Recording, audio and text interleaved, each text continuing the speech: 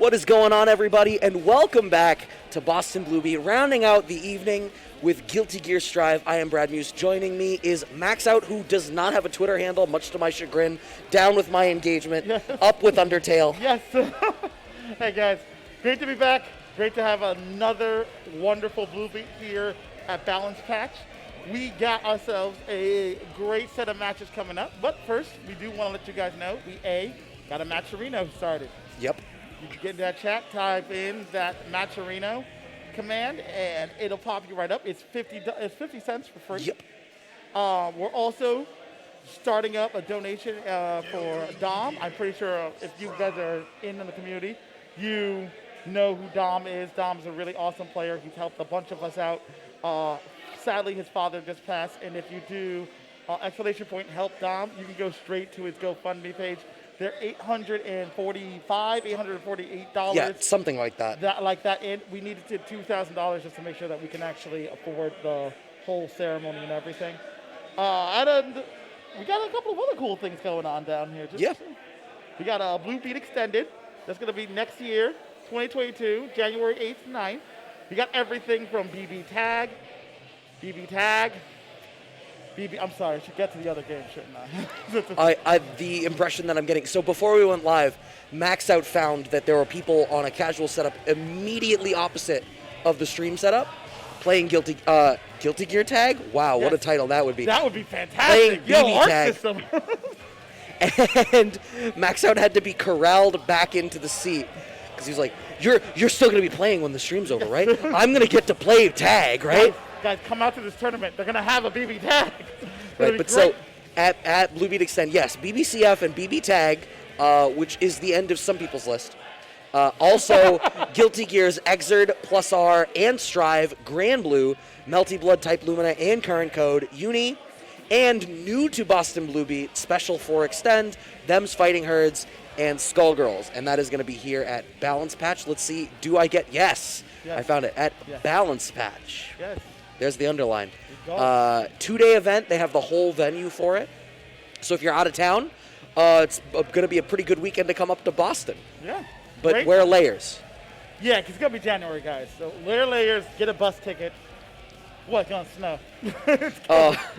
Get a bus ticket. Let's not explain the likelihood of of what's going to happen to public transit. Well, I mean, anyway. The green line's usually good. Yeah, no, it's not the red line. There's a reason why they call it the red line. Because red means stop. Our next offline monthly is going to be at what? Goodness. October 9th. That is 2 weeks from today. So if you missed this one and you were thinking, oh, drat, if only I had 2 weeks' notice, here you are. Like when you quit your job. 2 weeks' notice you can put in to get the Saturday off to come here on October 9th. Special going to be running Type Lumina, the new Melty that comes out this week that everyone is so excited for. Going to be running that on October 9th. I'd like to believe that they scheduled the next monthly so close because they wanted to get something in quick after Lumina dropped. I do believe that's how that went down. That I'm very strongly, because we knew what the release date was months in advance. And it's like, we can't do 2 weeks in a row, so we'll separate them by 2 weeks. Exactly, too. Makes it easy for my scheduling. Very nice. So there's that. And there's going to be another online monthly for Guilty Gear Stride, BCF, and Accent Court. So please stay on the lookout for that. You can get all that information off of our Twitter, Boston Blue Beat. It's going to be doing that. And yeah, it's going to be good. It's going to be good. It's going to be... Yeah, so we are just waiting to get the first bracket. I'm sure exclamation bracket in the chat will probably bring it up, but we were given advance notice that the first match that's sitting down is going to be Kenny versus Mozo. Wait, is that right? Kenny is... That's what Dan said, right? No, you're right. You're right. You got me second guessing. I didn't remember Mozo. I was so busy focusing on Kenny, I didn't even remember. Right, Mozo. so I was not aware that there was the nature of Kenny. I don't know how much we want to harp on that particular point. If you have been on the stream before that, Kenny has been on stream a couple of times before. Yeah. He is the 11-year-old chip player. Plays chip? Yeah. Ooh. Yeah. Okay. He The young man reaction, the young man operational The speed. young man operation speed is the best way of saying it. He's pretty good. He is not bad by any stretch or any means of the imagination. Kind of our local youngest player that we have here. Yeah, that's pretty much it, guys. Like, yeah, you'll see a couple of his chip matchups online. You'll probably catch it on YouTube. If you watch any of our previous recordings, he's been to almost all the Blue Beats, and he comes here just about every Friday. So, yeah, he's around. He's hitting them buttons. I mean, we got to appreciate it while we have it, right? We didn't have it for the better part of a year. No, we didn't. This is true. And it's fantastic finally being back, finally actually setting things up. Yeah. It's funny, I was on the Monthy setup earlier, and we're right next to the players. And I think it was Branch who won. Absolutely abuses their buttons. So the whole time commentating, every time there's a combo, you just hear... And I was like, yes, that's what I missed. I don't get that at home. When I commentate an online bracket at home, you know what's worse? It's not the half-second delay when my co-com is trying to pick up when I put down. It's not hearing the buttons. It's the fact that a rage quit is just an Ethernet cord being pulled and not hearing Tom Vigil on the other end of the venue screaming obscenities. I knew that would get you. Because it used to be almost every monthly. You would just hear... You would hear this, guys. You would hear this almost every monthly at GU. Ah! Yo, money match? Like, wait, that literally happened the other week. Was it this month? Was it this monthly last month where they ran Sam's show and John Doe beat Tom in bracket, and then they ran the first to 5 afterwards? Because Tom was like, you beat me with DLC, because I guess John played Biken, and it was right after Biken came out in Sam's show. Yeah. So he lost, and Tom was sandbagging. Was he sandbagging, or was he sandbagging? No, he was actually sandbagging. Ooh, and then okay. He picked Earthquake, and it was over.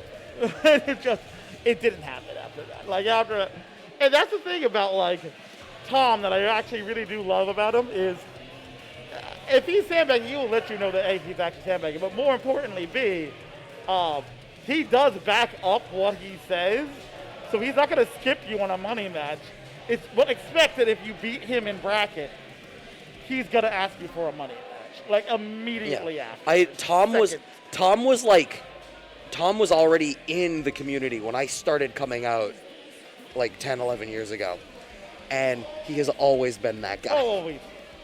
And always will be that guy. It's great. He's one of those people that you're like, once you meet them, once you know who they play in a game, you're like, I understand who you're going to... Like you. If I put a roster in front of you, I know who you're going to play. It's scary because sometimes all of you know who I should play before I know who I should play. I've definitely seen you pick up a character in a game, and all of us have had the conversation of like, that's not a maxed out character. What? Why is maxed out playing them? Yeah. That's not right. And then like 2 or 3 months later, you're on the character that we're like, there we go. I was like, well, you all knew, like, yeah. And it takes like one of you to come up and be like, nah, play this character.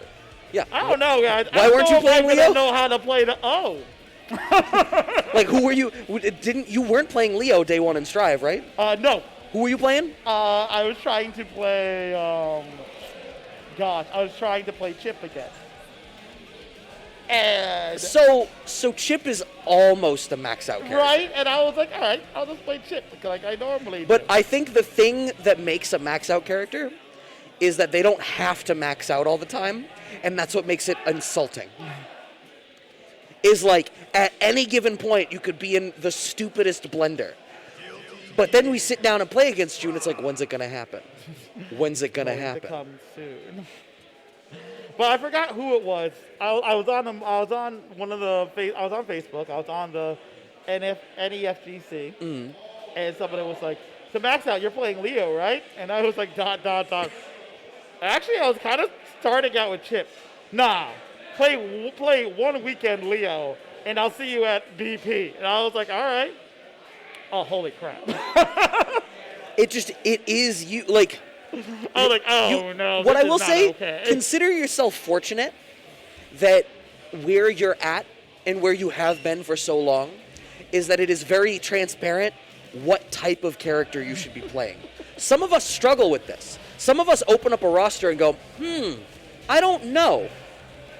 I don't know. I mean, I think of it this way, that there are some of us here who we at least know ourselves well enough where we're just like, well, I'm not playing this, or this character right off the bat. And then you go online and you ask around, and then they're like, you should try this or this character. And then you go and then you figure out which one. But it's tough. It's tough. I had a conversation with someone about it earlier today, because only in the last like 2 or 3 years maybe, have I finally honed in on like, what do I like in a character? And like, it was such a weird journey that I went on through that point, where like, I thought I liked mix-up characters, and then like, I realized that I didn't. Like, I played Sub-Zero and MK11, and early Sub-Zero MK11, it was a lot of like, you either back 3-2 Iceballed or forward 2 EX Iceballed, but the overhead options were punishable. And I hated it. I didn't want to live and die by, like, I didn't want to have to be like, and now they're going to block low. And I hated it. And Dan was like, yeah, you know what, man? Guys like us, we don't want to play that game. We just want to, like, play slow and neutral. And I was like, oh, maybe I'm like a Zony type player. Like, maybe that's it. And then I tried that. Nope. Also no. Also no. I finally figured it out.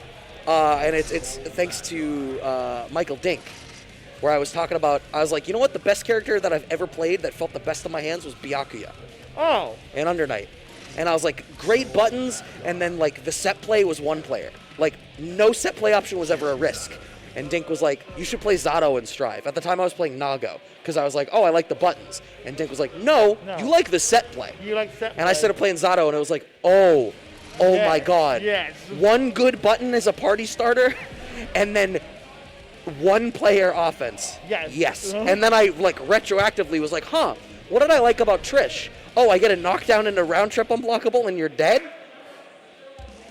So that's what, So one of the things I want you to think about, we're going to talk about this right before the next match, is in that case, who should I be playing in Monthy Blood?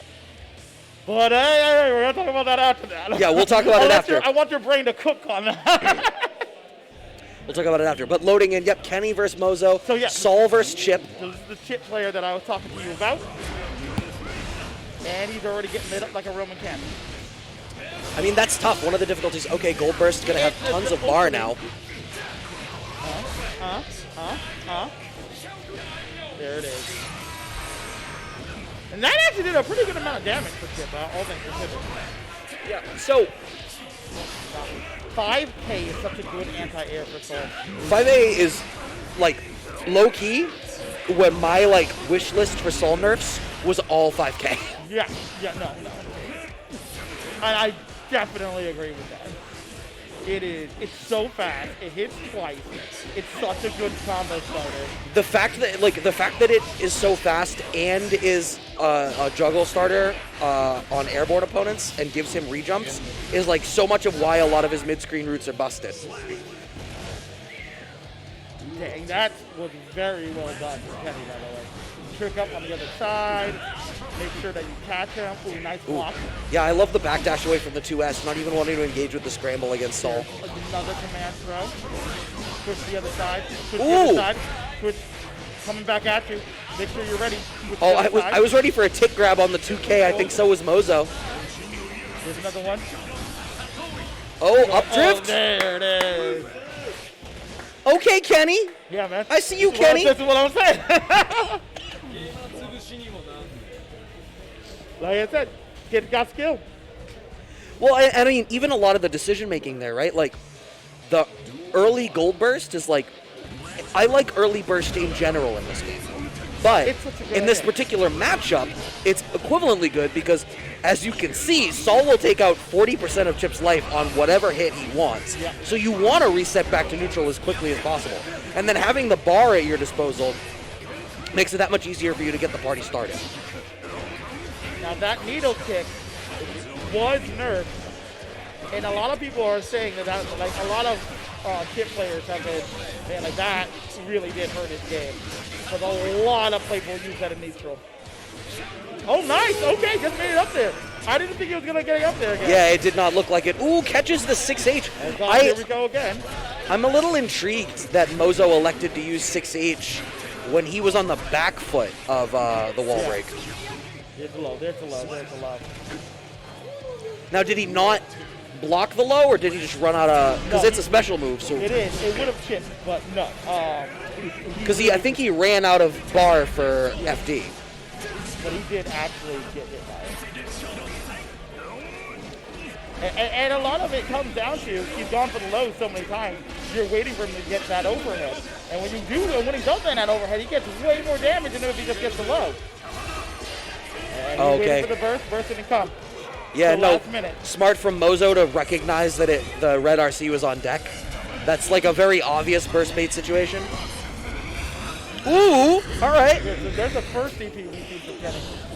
Oh, I think he thought he was going to be closer to the wall, maybe? Burst. When in doubt, 5K. Oh, he got him!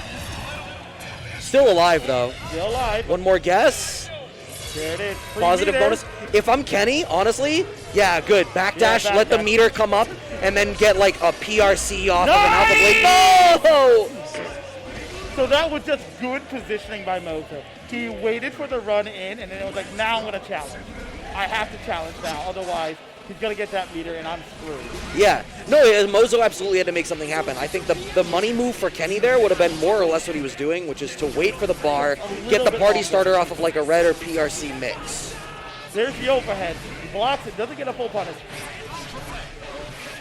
Falling out to 8. There's a clone. Another throw. Very nice setup here. I like what nice to make this work. Okay, so that's how you opt for going further. Okay, spends all the resources. I mean, you have it, so and you he might was as well. In the corner against Soul, so. Oh man, what a swing! I think I felt a win from it over here. Another DP. Another DP. Another DP. Oh, finally blocks one. See what I was gonna say? The real critique I would levy against Kenny right now is that there is no respect for the reversal game from Mozo. You do not get to backdash. Oh, what a reach! What a reach! We are for 3 out of 5 here, guys. We're running 3 out of 5 the whole way? Okay. The whole way. You can tell Mozo was taking a breath after that. Yeah, well, I mean, I think you need to, right? Like, the DP getting blocked means that, like, the fact that Mozo is swinging with it on defense is finally starting to get sussed out, which is going to be troubling for Mozo. And then the backdash immediately gets sniffed out after the fact. Oh, the burst gets blocked. Oh, it doesn't get the full combo. That's good punish. Yeah, keep the corner. Good burst. He escapes the corner, but has to eat those 1-2. Nothing coming out of this, though. Good punish. All right, trying to chase him down. Okay, Kenny finds the 2K, but lets the DP rip in the scramble. Yeah, I don't see him reaching you. Here's a good clone. Be careful. I sent some command throw in your future. Good jab out. Great challenge. Oh, PRC, but it's late. Wow, 6P. That'll burst the wall. Here we go. Positive bonus. Takes the crashing slash. Takes flame. You can't take anymore. There's a big command throw. You had called out the command throw in his future, too. 6H at round start, but IAD over from Kenny. Finds the nice 2D. Just go for a setup instead of anything else. Kenny has stopped going for the Rekka and is starting to send out the Shadow Clone instead. Yeah. There's the overhead finally, but I feel like despite the conditioning for the low, like the overhead option is so reactable. It's very reactable, and a lot of people have trained themselves to see it. 1, 2. There it is. Finally, he gets on the board. Mozo. Mozo Jojo out here. Is that a reference to tracks? No? I'm afraid it was a reach. All right. Okay. Oh, my God. Okay, yeah, this is what Mozo needed. And yeah, he had to. Because that's exactly where he died last time, was inside that corner. That's the thing. If Chip gets his wings cut, it's not going to be great. I feel like what's happening now is I feel like Kenny is kind of running out of steam. Over the pace of this matchup, like the more comfortable Mozo gets with Kenny's approach, the more difficult it's going to be for Kenny to finish the job. Right. Great backdash, exactly where he needs to be. Does it again, but this time. Great combo. Another DP. Yeah, he is. Mozo has been throwing out more and more DPs. And if Kenny calms those down, he's going to start actually blocking them and finally getting a good punish on it. But here's the problem. Chip doesn't have a lot of damage on deck. There's frankly, more opportunities for Mozo to DP than Kenny is going to get defensively, right? Sure. So, it feels so bad to try to read the DP because if you're wrong, you reset back to neutral and you have not done as much. Right. Oh. Bad punish. It's a throw. Right. Uh-oh, mistimed his throw. The backdash gets through. 2-2 Mozo, the reverse 2-0, and we are going to a Game 5 to open out the stream. Let's slow it down, everybody. Character select.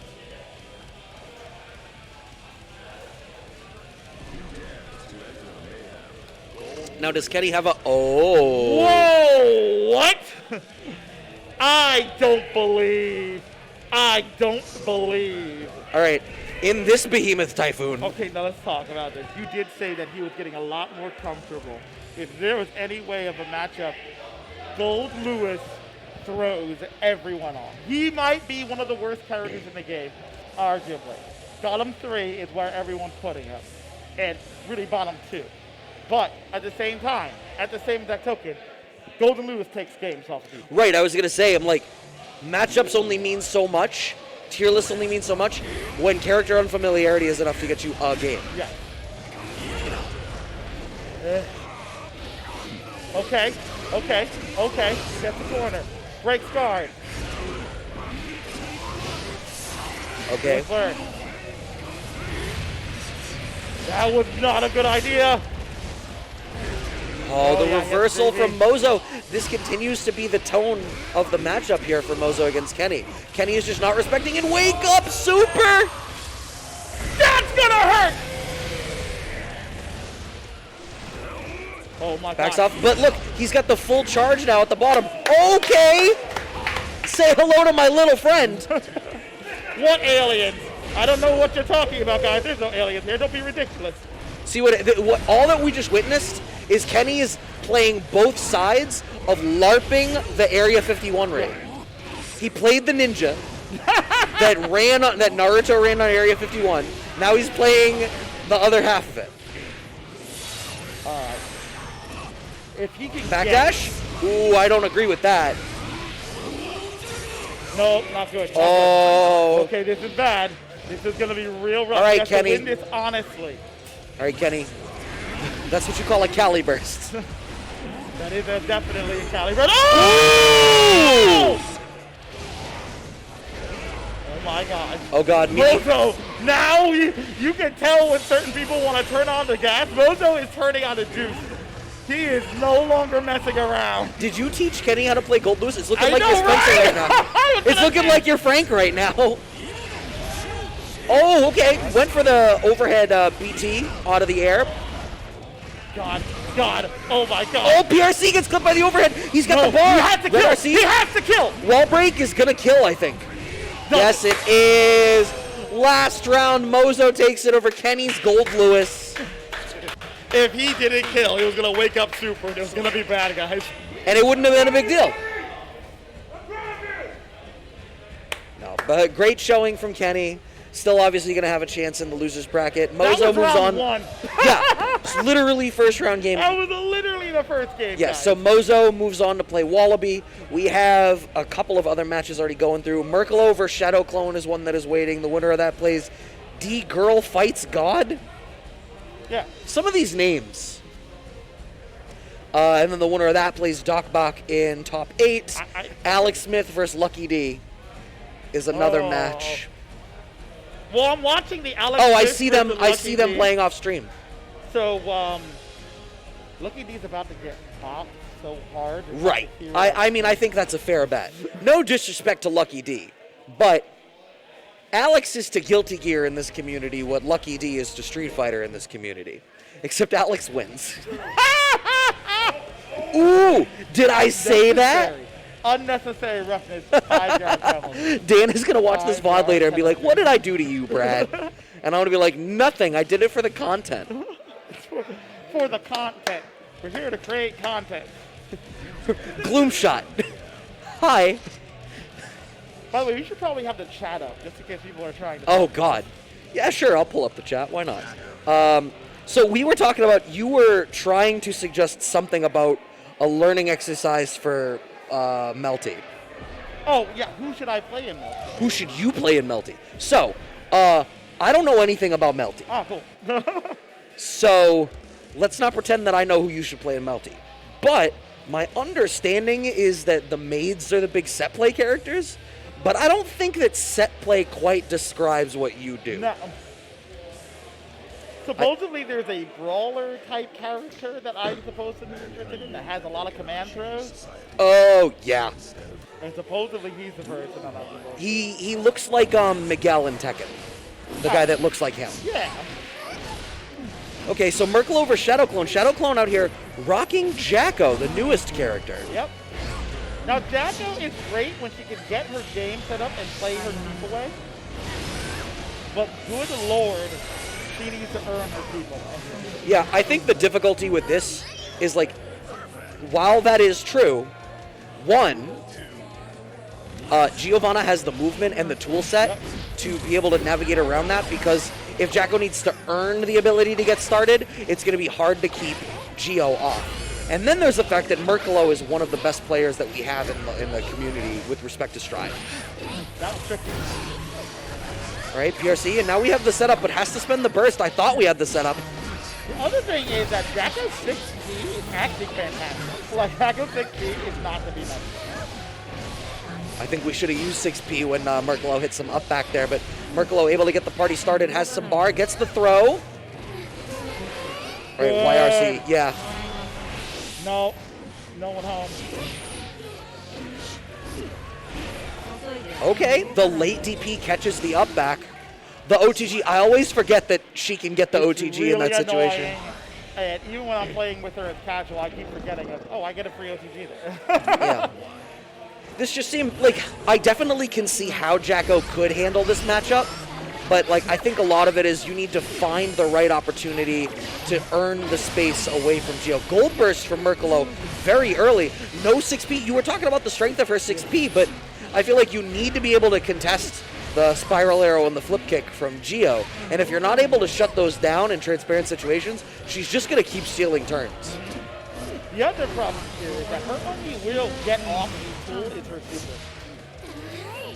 I mean, Jacko really only has one get off equal, and it's a command throw, for lack of anything else. So it's real difficult. All right.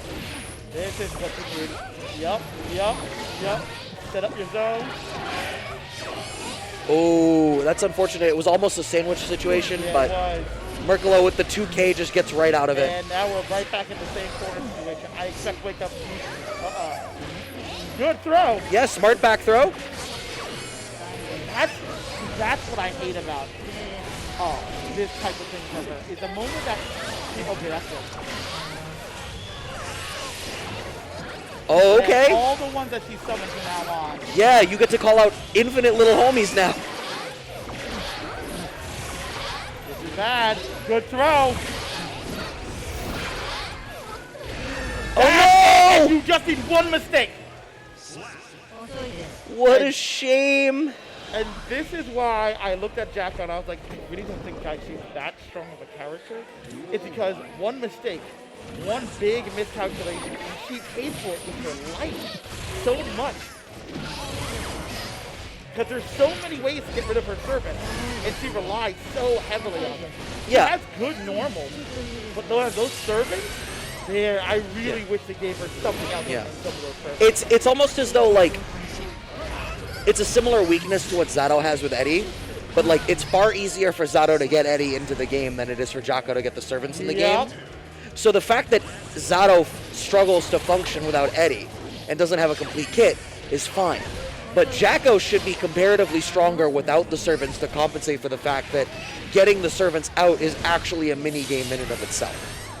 And that's what makes it really difficult.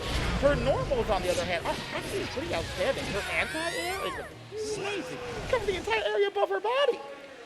So like it makes one wonder, like, what is the intent, right? Like, is the idea that like you should be waiting, picking your spot, get like an anti-air, because like if her 6P is that good, right? Even if they block on the way in, it's gonna send them far enough back that like, should you literally just be like 6P into minion summon? You're good. And then like, all right, now I'm ready to start, and you end up having to play this reactionary game where it's like, I'm gonna pick my spot to get a guaranteed summon because I know this tool is gonna work, and now I can run my game. The thing is, you have no way of gaining that respect and gaining that ground unless you do make a big call out. And while her normals are good, this is not Street Fighter 4 where you can make use of really powerful normals unless it's on a character's approach. Right. So Giovanni straight up is standing in front of you. Yeah. Those are powerful normals. That ain't gonna do you any good. Right. I mean, having powerful normals means nothing against the character who, in the anime game, her entire thing is that she has good normals. That's all Gio has, is good normals and special moves that, combined with her stagger game, let her steal turns back. Exactly. So when you have that, and you're trying to play as a character who's like, oh my gosh, I need some space, I need some room. Yeah. Or Eddie can command that space and command that room, or Zato can get that space and get that room by going, you know what, snakes, or you want to know what, Dragonfly, or you want to know what, I'm just going to send out Eddie, and you got to deal with Leaping Frog right now. Whereas Zato can do that, she can't. Right. And that's a really large struggle for that. I think part of the difficulty, though, is like, if you make her too strong without it, you run the risk of not needing to engage with that part of the character. So it's this really delicate balancing act where like you can't treat her like a puppet character, which is almost like what it feels like she's kind of been relegated to, is like, rather than one real puppet, she has multiple little puppets. Right. But it's just, it doesn't quite work the same, and the limitations that you impose upon her, it's just, it ends up in this weird, wonky spot. And it's kind of why I like her XR edition way more. Because in XR, she threw them out, she can move them around, but they just went out and they attacked on their own. Right, well, I mean, she was a bullet hell character in that game, right? Like, the point was it was less about sandwich pressure and stuff like that, and it was more about putting out a bunch of things that you individually had to worry about. And I don't really feel like there's nothing like that in this game right now. There isn't, like, Axel is the pure zoner in the sense of like a Dalsim zoner. Right. But there isn't really any like fireball centric zoning like that. Right. Where like the minions could function as fireballs. And part of it is like, I don't know if it was an active choice made by the developers, because in the idea of presenting a game that is more accessible, active zoning with fireballs like that is very commonly a play style that new players struggle with. But then I also think about like how tight and constrained the screen often feels. I wonder if there's literally enough space in the presentation of the game for a fireball style zoning character to work whatsoever. I mean, I feel like the answer is kind of no, but I feel like if you were going to make one, Jacko would have been your best bet. I wonder whether like your fireball zoner needs to be something more ripped out of like Under Night or Blaze Blue, where it's like the fireballs are extensions of their fundamental toolkit, right. And it's less fireball zoning and more, these are active tools that are part of my toolkit, and I am quite literally playing the game just at a different range than you. Yeah. And like, I think of like Hilda or like in 9 or whatever. And in that sense, I consider characters like that in a separate kind of subcategory of spacing characters. they're not on the other side of the screen throwing things at you, but at the same time, they're not in your face. They want to be at a nice mid-range. Right. Where they can actively use it. And I feel like Kai Kiss, that is where Kai Kiss really shines above everyone else in this game, because he can get into that sweet spot with that character.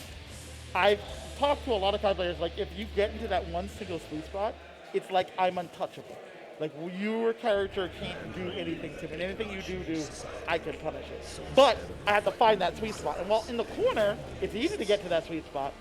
While you're in the middle of the stage, it's really difficult to find that sweet spot because the other player's moving. So it is something that I hope that they address in next, and we're probably going to hear about it sometime next week in the Tokyo Game Show. Meanwhile, we are loading in on our next game, Wallaby versus Mozo.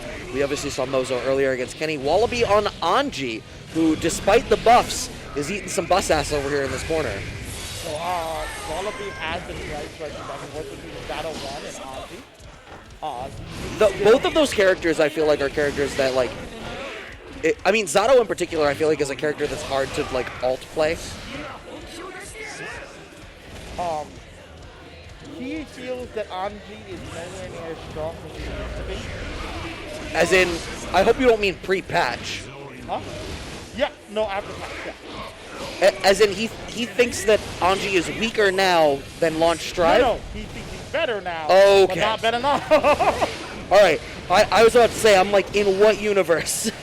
No, I don't think you'll find anybody who thinks that. Well, that's why I had to be misunderstanding you, so I'm glad we came to the same conclusion. No. Red RC, trying to finish this combo. Are we going to get to the wall, but we are not going to get the splat? Yes, that was bait! All right, so guys, if you ever see Anji go spinning up into the air, do not try to anti-air what comes next. He still is in control of his character for that entire rest down, so he can backdash, he can do whatever the heck he wants. And if you air block it, the same thing. You are negative. Ooh. If you air block, you're negative. So, what a punch! And that was a smart back throw from Wallaby. Okay, Wallaby is showing a lot of respect defensively against Mozo. Ooh, yeah. The DP gets clipped. Clip this man's wings. Oh, that's a real shame. You did punish it correctly. Well, he walked through that throw, my friend. This boy's waving these fans.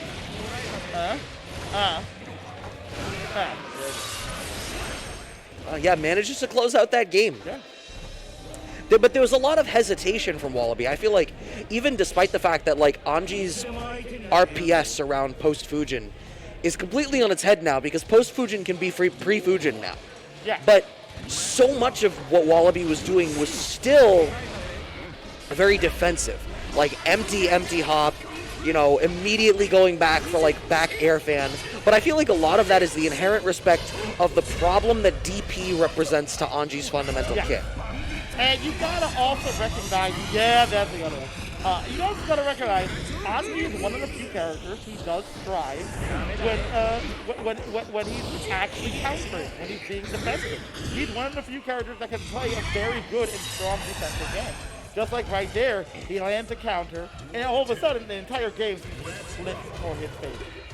And he has a lot of things that allow him to escape, that allow him to attack at different angles. But you also have to realize he's normally not going to be the aggressor all the time. Oh my god. And yeah, he knows he's gotten that number, I'd say. I'd say before it was obviously an accident, now it's just happening because he wants it to happen. Monthy is definitely getting each and every one of these. He's beating out each and every one of these. Oh my god, the open. Beating out each one of these. But like that's the thing, right? It's like Wallaby's entire approach to the Fujin game right now is around ensuring that Mozo is going for the DP and then punishing the DP with the guard point. And you know what? I know why he's doing that too. Because he sat right over there and watched the Kenny match with Mozo. And Wallaby is one of the few players who actually takes notes if he's standing behind you. That boy is actually downloading you before the match starts. Which is one of the reasons why Monthy works so well for him, is because the counter character. Yeah, no, he's absolutely a character. The intention behind this character is to be doing that long form conditioning and making those types of calls. If you're a player who can do that, you can make this character work. And that's one of the things. I had an argument with someone yesterday that was trying to suggest that mid-tiers don't exist anymore. And I was like, that's not true. People are just chasing the bag, and so they go for top-tier characters. There's only one or two actual low-tier characters in this game. Everyone else is usable. And I feel like Anji was like the upper bound of like whether he was usable or not. But like he has, especially now, like his kit can function. It's just, do you want to put the effort in order to make it work? And to be honest, I don't know, I'm hard pushed to say that like any character is unusable. I think the lowest grade I give any character in this game is a B minus.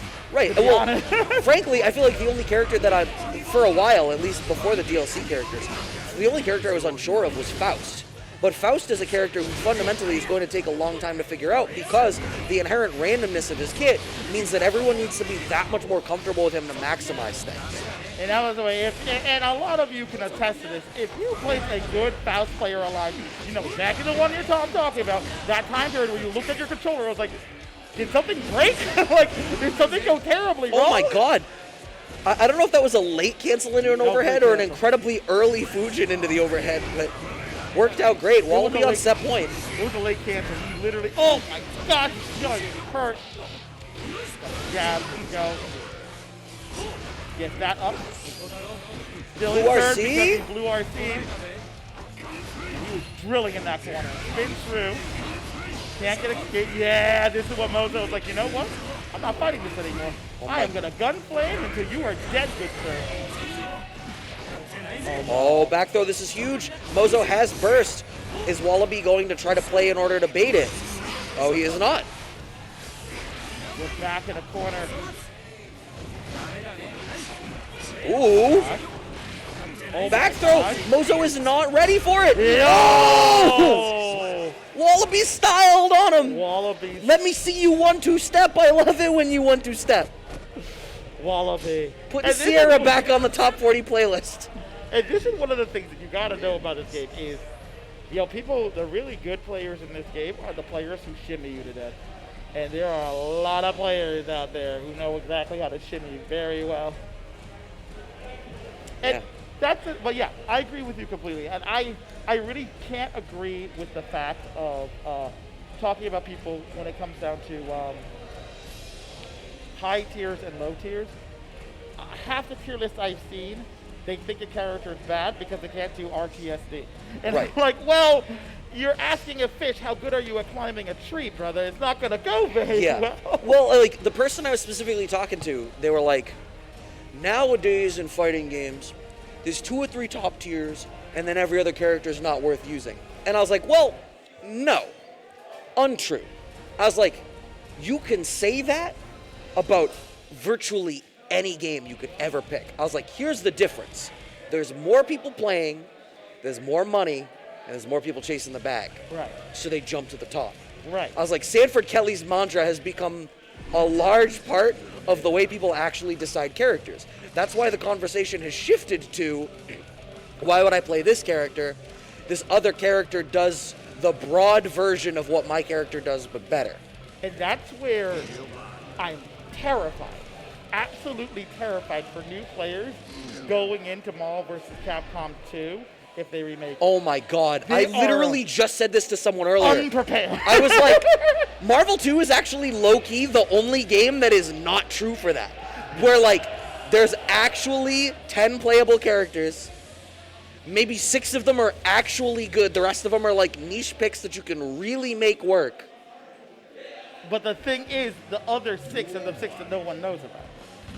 And it's like, there's like sincerely people that are like, I saw a new player like in the last 3 or 4 years tweet out like, hey, if they're gonna remaster Marvel 2, like maybe I'll try to play it. And it's like, you're not ready. Yeah. Like Illidan and Storm Rage, you are not prepared. Like, I am sorry, guys. It's not gonna work the way you think. All right, we have Merkalo versus D-Girl fights God. Okay, goes for the plus on block super dive kick, but it's only plus on block if D-Girl blocks it. Yeah, still her turn. Oh my god. Hey, see, after the drill, I still have to talk to her about this, but I did play D-Girl, the D-Girl fight God before the tournament started.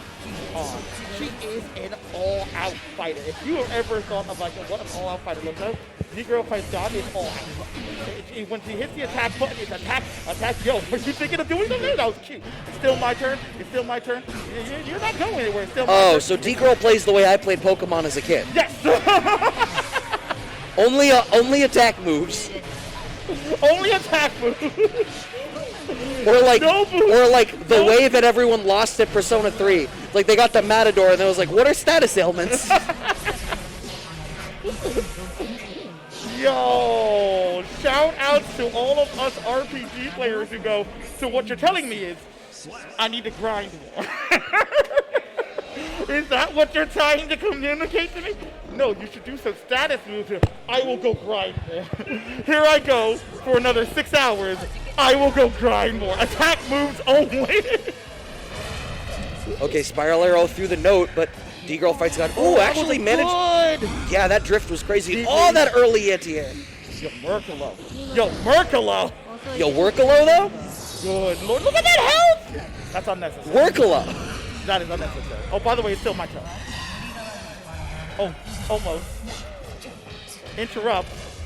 Here it goes. Oh, this is Green a lot skin. of bar for Merkalo. I'm surprised that we're not seeing like a YRC or anything. Get drilled. You're still in my corner. Yeah, we didn't see a YRC because Merkalo wanted to finish the job. Yeah. I think it was like all I need is one. Oh, Burst. finds the burst. Nope. Oh. Missed input. Missed input. Missed input. Missed input. Yeah, that's a real shame. Yo, I thought I was the only one feeling the pressure from D5. It's really good to see that somebody else getting bullied around as much as I was when I was facing this character. I was like, man, everything. Oh Ooh, my god. No. but just a little bit of not fight. Yo, but seriously, did you see that movement? No. Our girl dashing in and out. Okay. Yo, you don't Ooh. get respect my character. Merkalo has No, burst. he knew. Oh, He knew. oh So did PSC. you. What a DHC! I don't believe Oh it. my god. Called it out. Actually called out the punish. punish, and the burst happened to still catch him on the other side. Oh my god. Ooh, okay. 1, 2, 3. Watch my note. Ducks The- under the note. The note has been entirely irrelevant. The note has done nothing. Considering that by the way, is Ino's game plan, and we have seen some very close games here. That's kind of a weird thing to say out loud, but all right, you are right. I mean, What's tough too is it feels like D-Girl Fights God keeps like having almost the right call. Like we saw up back out of Yeah. Spiral Arrow, but no punish. It's like, all right, you could be like 6P'ing Spiral Arrow. You could, if you're gonna like actually react to it, like you could like close slash jump cancel into stuff. But instead you're up backing into a late dive that Merkalo has already recovered and blocked from. again, in the corner. Good patience. That's the burst. Note is out. Finally, Note works for something. Oh, I don't think, like, part of the reason that Merkalo, I'm sure, is using That'll that, work. that's been baited every time. Oh, yeah. I thought he would try to do crouching slash. Yeah, so, like, Merkalo kept going for the dive kick super, and it's plus on block, so, like, you do it to be like, all right, I'll spend the 50 tension and just get in, right? Like, it's my party starter. But it literally never needed to do that because D-Girl the whole time was kind of so on the gas that at no point did that get blocked. Yeah. It just did the damage instead. It either just did the damage or it just whiffed completely. Yeah. So that sends Merkelo forward to play against Doc Bach up here in the winner's side of top 8, opposite Alex Smith versus Wallaby. And looking down there in the loser side. Oh, by the way, guys, D-Girl Fights is currently talking to her boyfriend, Wallaby. Oh! I knew you didn't know. No, They're I literally didn't know. talking right over there. Yeah, so looking down in the loser side, Lucky D versus Shadow Clone for a loser side top 8 round. Opposite that is Mozo versus Joshua. Yep. So those two matches dictate one half of loser side top 8. And Chair A is waiting for the loser of, where the hell is match 18? Okay, Chair A is going to fight D-Girl Fights God. And Opposite a whole lot of matches that it looks like we're waiting for, including Kenny Elmdog, Assassin, and ZDK. But yeah, just waiting to get the call for the next match. In the interim, once again, we have the Matcherino that if you guys have not already, I'm sure there are still the codes for that. You can use ! Matcherino to pull up the link for that. You do not even need to enter a code anymore. All that you must do is sign in and hit a button. And if you're talking in chat, you have a Twitch account, which means you can sign in. And furthermore, if you are feeling generous, we are helping to raise money for Dom's father passed away. And we are helping for a GoFundMe in order to help to fund the, or finance the funeral. !Help Dom will pull up the information for that GoFundMe. Dom has been a regular in this community for a long time, and anything that any of you are able to do in order to help to alleviate this financial stress, we would all be very appreciative of. And we still got the Blaze Blue. Oh, I'm sorry. Boston Blue Beat extended. We're going to have 2 days where we are here at the Balance Patch, and we are rocking the place the entire 2 days, January 8th, January 9th, 2022. We're going to have everything from all the Blaze Blue, BCF, BB Tag, all the Guilty Gear, Guilty Gear XR, Plus R, Strive, the Grand Blue versus, both Melty Bloods, the new and the old, Under Night in Birth, them fighting herds, and then Skulkers. Yeah, I almost really butchered that one. Also, I've only played exactly 20 minutes of them fighting herds before I was like, so this is Marvel. A lot of people really like that game. Horses. Marvel with horses is like a really interesting elevator pitch. Just like how Skullgirls is like Marvel with like women with interesting hats. So, I'm sorry. So I guess that means that Blue Blue Beat. I guess that means that Blue Beat Extend is actually a Marvel major. It doesn't have Marvel. It has all the other games similar to Marvel. It doesn't have Dragon Ball Fighters. I don't consider Dragon Ball FighterZ similar to Marvel. It's a 3v3 assist fighter. Yes. But in Marvel, I always, so one of the ways I always look at Marvel through the eyes of looking at Marvel is it's one type of team versus another type of team. And most of DBZ Fighters teams are most of the same archetype over and over and over again, just doing the same thing in a very different way. I'll do you one better. In Dragon Ball Fighters, you can block for a really long time. In Marvel vs. Capcom, in Marvel vs. games, no one has ever blocked that long. Most Marvel games end before you're done blocking in Dragon Ball Fighters. This is true. This is the actual truth. I have seen Marvel tournament sets end faster than a Bardock level 3.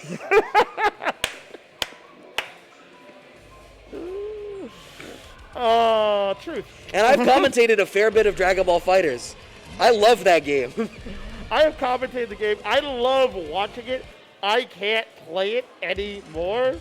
But that's because most of the time when I get to play it is online, and Dragon Ball FighterZ Online is garbage. Yeah, that ain't the way. It is a hot garbage. I went around and I checked other fighting games and I tried to tip on other fighting games. Be like, maybe it's better than. No, I have literally not found anything, guys. Meanwhile, we got Alex Smith versus Wallaby. So I just finished losing a couple of. I took 4 rounds off of Alex Smith. I'm so proud of myself. In Strive? Yes. Oh, nice. I know, right? Alex is an old hat at some Guilty Gear. Then he warmed up. The point. All right, Wallaby's gonna get the wall break with the super. Positive bonus plus Oki. Alex with that bar though. Oh, okay, Wallaby just lets it rock. Oh, okay, command throw this. You fell for the trap card. Anji hit him with the OnlyFans. Oh my. I think mine was better. It was. I think mine was It was, but I had the joke a little while ago, Yep. and it's not a new joke. Ooh, nice backdash but through it's the a good command one, grab but and I'm going to 2D. take mine because I feel like mine will get me a lot less eye roll. Eye rolls are a currency in my book, and I am a 1%er. Call me Henry Ford. Can I get a t-shirt with that on it? I feel like that's such an uncle/dad t-shirt to have. Yo, Wallaby with the healthy life lead right now over Alex. Finds the dash why'd you under. say something? Maybe it's just about to break this wall and take a round of half of the half. Did you I don't- really I just don't know what that reset? was. I hope you die. I hope you die for this. You deserve to die for. Excuse me. I actually just had to look up and see if I could see Alex. I know exactly what Alex did after that happened. Yeah. Because he did it on purpose. That wasn't a mistake. That was I don't a understand, like, there was no burst debate, there was no, was like, none of that. YRC debate, Alex just decided to backdash from full screen instead of breaking the wall. He decided he wanted the Oki, and there has been so much RC action here. Save. Continuing, yeah, well, like, Don't jump. Respect my Anji. oh, if he had not dropped that combo. Oh, it would have been dead. I feel bad. Yes. No. No! See, I'm not thinking like an Anji player. I saw that Alex had burst and Wallaby had 50 tension, and I was like, all of these situations, Wallaby should have read RC to bait burst. Yeah. But I'm not an Anji player. That 50 tension is a counter. Yes, it is. And it's a precious counter. That combo! Look at that health bar. Yo, I said it before, this man is the best Anji in New England, and I really am kind of liking that more and more. Oh my god. Oh, okay, another combo drop keeps him alive. Here we go. At this point, you gotta call. Blue RC backdash. Oh, up back into red RC. Wallaby thinking on a different layer than me. He's just, and that's what you need to play as Anji, ladies and gentlemen. You just not need to think like a normal or any average human being. You need to think, you literally need to think outside the box. And look at those abs. I can't think like a man with those abs. I'm trying to figure out how the heck did this man get those abs? You just swing around fans all day. What's your excuse? What's your training regimen? That crap's light. Hey, those fans are technically part of like a world-ending super weapon. So what happened is he's swinging the weight of what he could do to the world.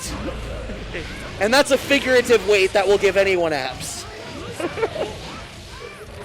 Look at that health bar. Still has burst, does Alex. So naturally, Wallaby starting for the burst.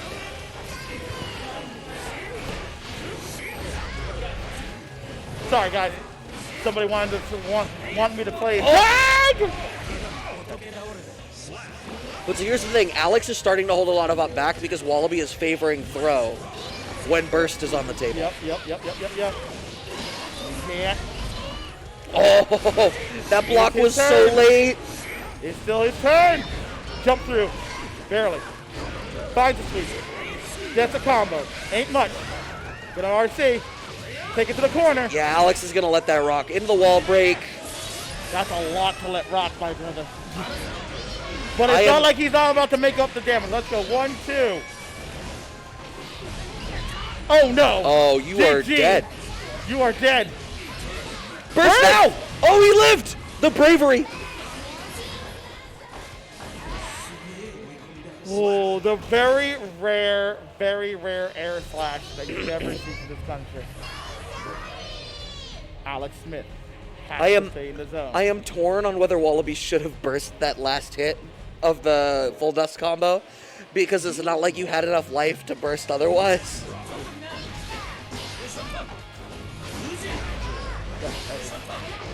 Okay. Oh, the burst kind of gets baited. We don't see a punish, but the burst doesn't really work out for Alex. He gets to break the wall and get 3 meters, so kind of hard to say no to that. That's turning a little crazy. Watch your feet. Oh my god. What was that throw range? The way that Wallaby is dealing with Alex's run command grab pressure is insane. Yeah, that'll do it.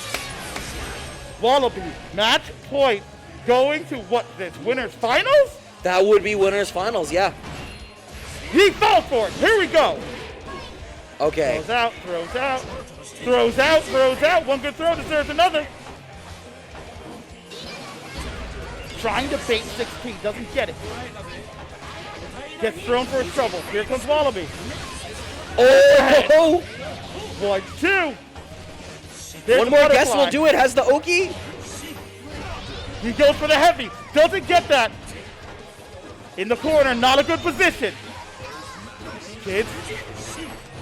Fighting his way out the good old-fashioned style. Alex has burst. No burst. PRC finds the back throw. Alex needs this for his tournament life. Goes running. Oh, winner Goes running. He Ooh. counters.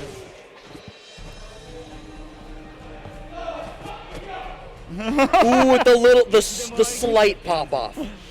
Wallaby going. Let's fucking go. Wallaby, well-earned winners finals. Yeah, Proving that was once again, strong, I'm telling you guys, strongest Anji in New England. Like, this man has evolved with this character since day one. Just constantly pushing every single time with it. He is the #1 critic of this character, but there is no doubt that he is also the strongest with that character as well. Yeah, and like you can see that Wallaby is like actively playing around that sort of like you need to condition your opponent, and you need to, based on that conditioning, like you need to be making these active decisions. It's not like some of the other characters in this cast where it's like, now you're gonna guess, now you're gonna guess, now you're gonna guess, or even the more straightforward sort of RPS conditioning that like Soul makes you do with the post // game. There's more layers to it. There's more degree of nuance to it, I think. And Wallaby did a really good job of demonstrating it there. The reliance on a lot of the very safe options for a whole lot of it to be like, you know, I'm going to make you so ready for me to pull out these safe options that as I pull out the other stuff, it's going to really be there. And the defensive decisions that Wallaby was making around what Alex was bringing to the table, I don't think Alex got, you know how May likes to do that, like the cheeky tick command grab? Yep. Alex didn't get one. No. Like, Wallaby, it was either 2D on reaction and blowing it up, or like up, back, out with a punish. So good. Very good. Very impressive. Very good. Oh my gosh. Are we going to the other side?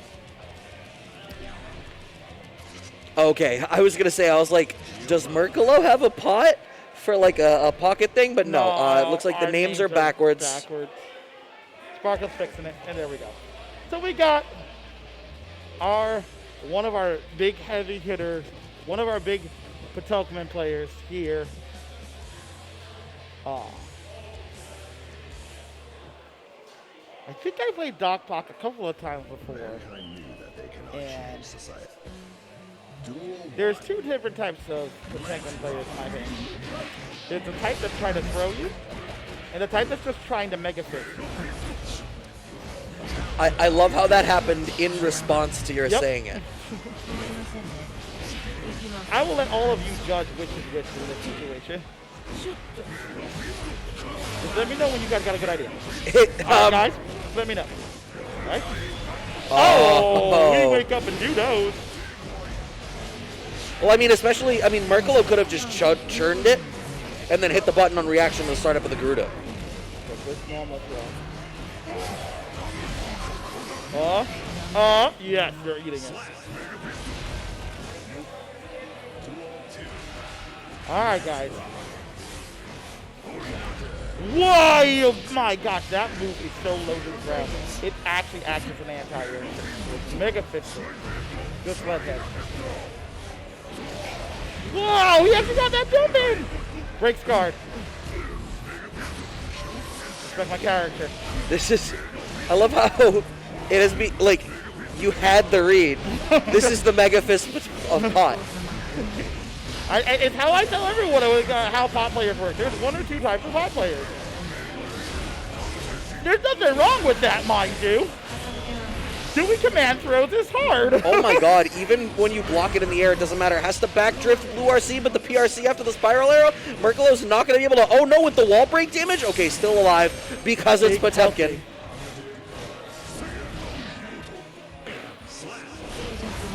Now this is what I will say about the difference in the two.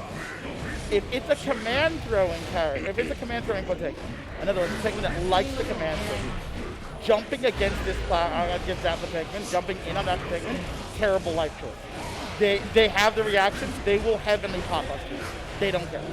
A. B, they will pluck you out of the air like it's no one's job because they're so used to people jumping. So they're very, very used to seeing that. However, approaching on the ground is normally pretty safe option if you have a fast character against those types of Potemkin. However, the reverse is true for our, oh my god. Merkalo is not afraid to let that rip. Yep, not even slightly. Oh, especially when he has full bar like that. Yeah. He's flashing green, why not? Yeah, well, meter comes so easily, and somebody said something really wise, and I wish I could attribute it to the player, but they basically said the second you are at 100 tension, you are losing resources. Yeah. Because anything you do that could gain resources, you're not getting anything from it. Once you're at 100, you might as well use it on literally anything. And we did see a good pop buster in that situation, point blank. We've really not seen Duckback been able to open up any mix-up, even post-Garuda. No. This is bad. All these flush frames. Good Mega Fist. Miss. Whiff, But it doesn't matter, plus on whiff. It's like a whiff throw. Yeah, it is. Good RC to get out of that. And you can even see this, like, yeah, man, I'm not really used to going for these command throws.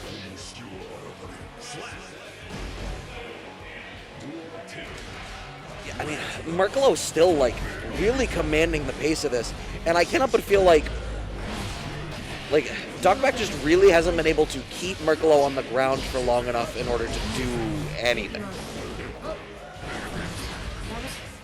There it is, again, another Mega Fist. That time it's responded, and I think that's going to get him a wall break. Yes. Oh, wow, it is.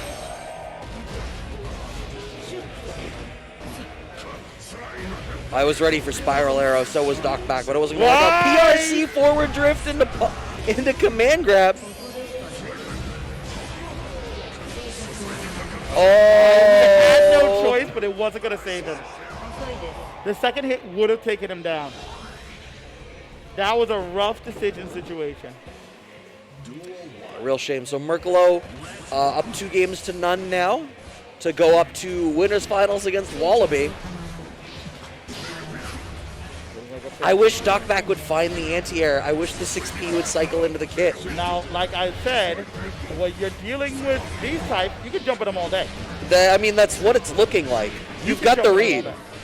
And, but approaching at the ground becomes very difficult in movement. But it doesn't look like it because Merkalo's ground game is so strong. Exactly. And when you got a fast character like... Ooh, feels bad, man. How are you going to anti-air me? That's very simple. I'm going to hit everywhere. Ah. I see. It's really simple. I'm going to blue RC, and you're going to stay there for an extra amount of time. The late overhead, Duckback blocks it. Oh, tries to swing on the Spiral Arrow, but is incorrect. Going to use the super for the wall break. Going to get Oki and positive bonus. One-touch game for Merkalo. Duckback does have burst, so we get thrown. Jeez. Ending on a perfect. That is a strong conclusion for Merkalo, earning the place in winners finals. And yeah, and this is. So for those of you who are wondering, yeah, I've played a good amount of. I have played a good amount of these particular sets of grapplers in this game.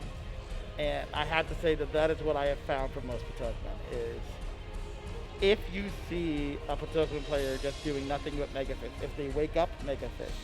If they are always seem to be going back to that tool and it's Mega Fist Sledgehammer, okay, you're probably going to be good at jumping at them because they're not used to players jumping at them because most players, especially in players online, they're going to be like, well, if they're Mega Fisting, I'm going to miss, they're going to land, and then I'm screwed because Mega Fist doesn't really have that much or any recovery whatsoever. Sure. So I'm screwed, and it's his turn, and he's point blank against me. I wonder what he might be trying to do to me.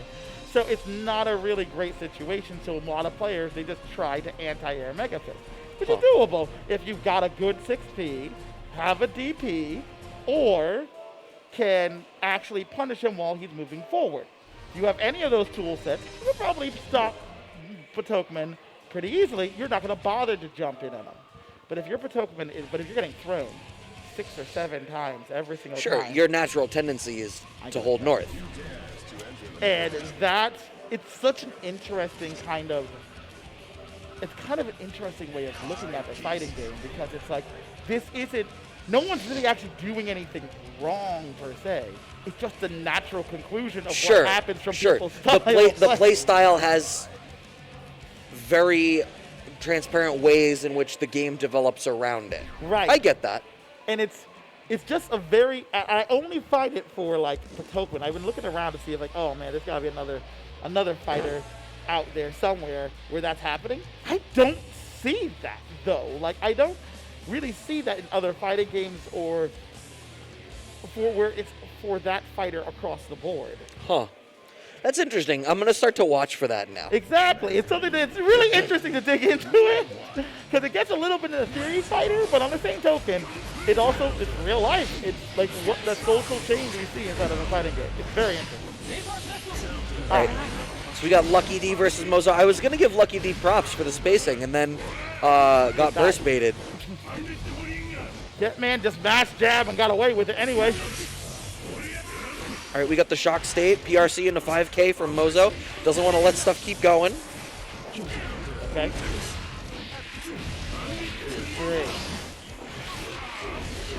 1, 2. Mozo playing his game.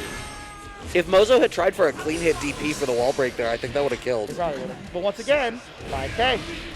When in doubt. 5K. 5K all day. Sky Edge. I want that move nerfed. What, Sky Edge? No, Soul 5K. Soul 5K, yeah, I would very much. I mean, he has other moves that cover that range, you know. That are as fast as well, and 5K's 3 frames. He has a jab that covers the same range. But I don't think it's 3 frames. It's not jump cancelable. You can't use it for rejumps. It's not jump cancelable. 5P? Yeah. Even if it is, you don't see people rejumping with it. I mean, good. Because I feel like it doesn't hit as... I feel like if you nerf 5K, you still have 5K, is what I'm saying. I feel like they're different tools. Like how much so? Like, could you not just... And oh my God. No, I do not think that if 5K doesn't exist, all of his stuff just works by supplanting 5P. No, but I think you can use other buttons to get like the other crap. Sure, but like if there are situations that only work because of 5K. Yeah, not a good combo. True. Oh my God. There's just a Meaty 2D? Okay.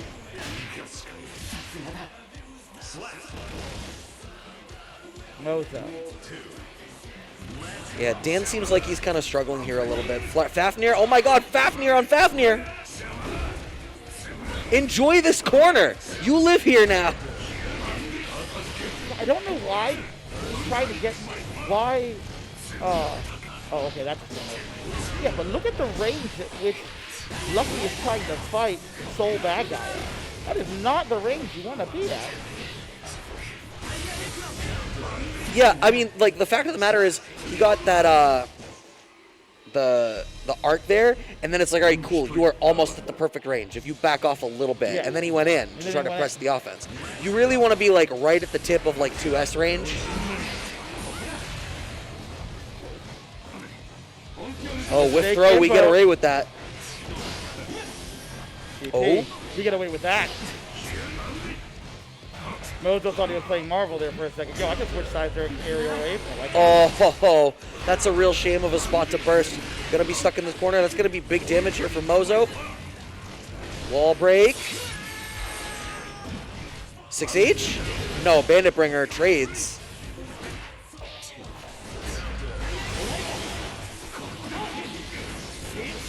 All right. Mini Fireball, just Vortex under it. Ooh, doesn't even need to go for the air throw. Finds the air throw of his own, does Lucky D. Another good throw. Good.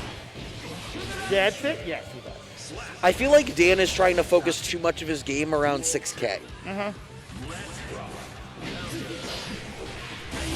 Good. Where he should be focusing his game on exactly what he just did. 6K. Ooh, that's a real shame.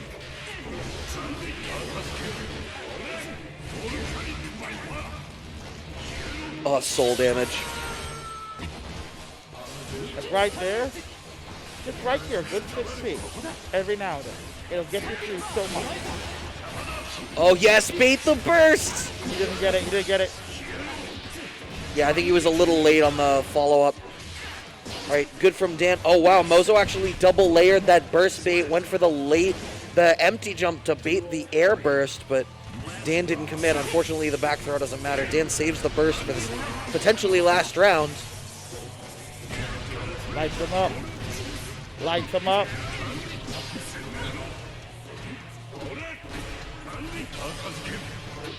So you keep saying lights it up, and all I'm thinking is G and Soul. Power to the earth. Light it up. So the realization that Soul is just Season 4 G, Yeah. you know what?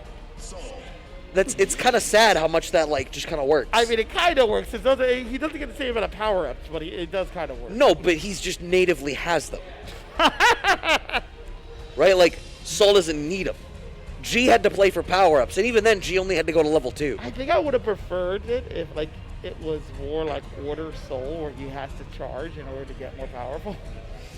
I mean, yeah, that would be better. So Dan is unfortunately out, and that is out. I have to update the bracket because that would have been a top 8 match. So this is clearly out of date because my bracket doesn't have loser side top 8 populated. So let's refresh the bracket. And I can catch up to you at home who've probably already used exclamation bracket in the chat to be like, wow, Brad, why don't you know things about stuff? There's a reason I don't know things about stuff. It's because I'm trying to be personable and failing. The other half of loser side top 8, D-Girl Fights God, is waiting for the winner of ZDK and Kenny. Doc back, having dropped down to losers, gets to play Mozo, and the winner of D-Girl Fights God and the match that they are waiting for is playing...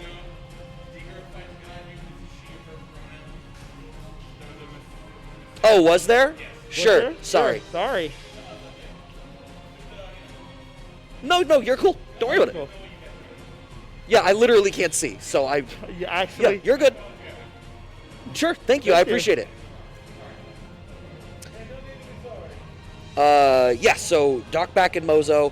Alex Smith waits for... Okay, Kenny took it over ZDK, so D-Girl Fights God and Kenny. Okay, cool. So they're up right now. Also, we were talking about the exclamation point.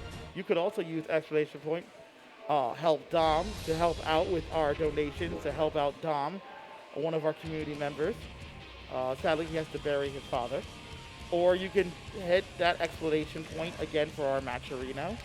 You could also, there is no exclamation point for it, but you could also come by and hang out with us January 8th and 9th in 2022 to hang out, play some Blaze Blue beats with us.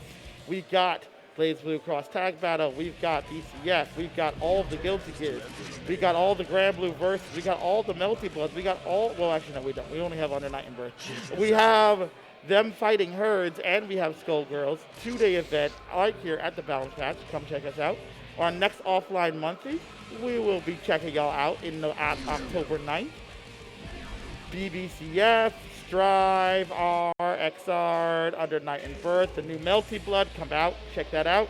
Grand Blue Versus. We also got our online monthly happening October 17th.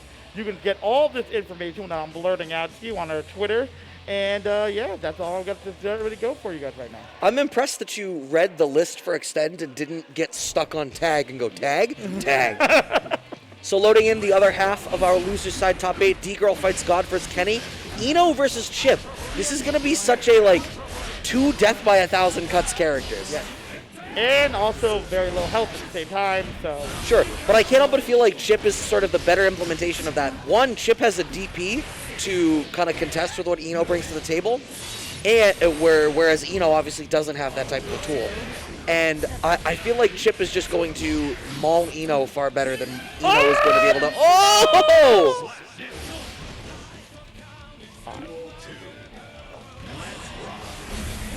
But yeah, I feel like it's another one of those, they both have similar game plans, but the way that they work against one another, I feel like Chip is going to have the slightly better version of that.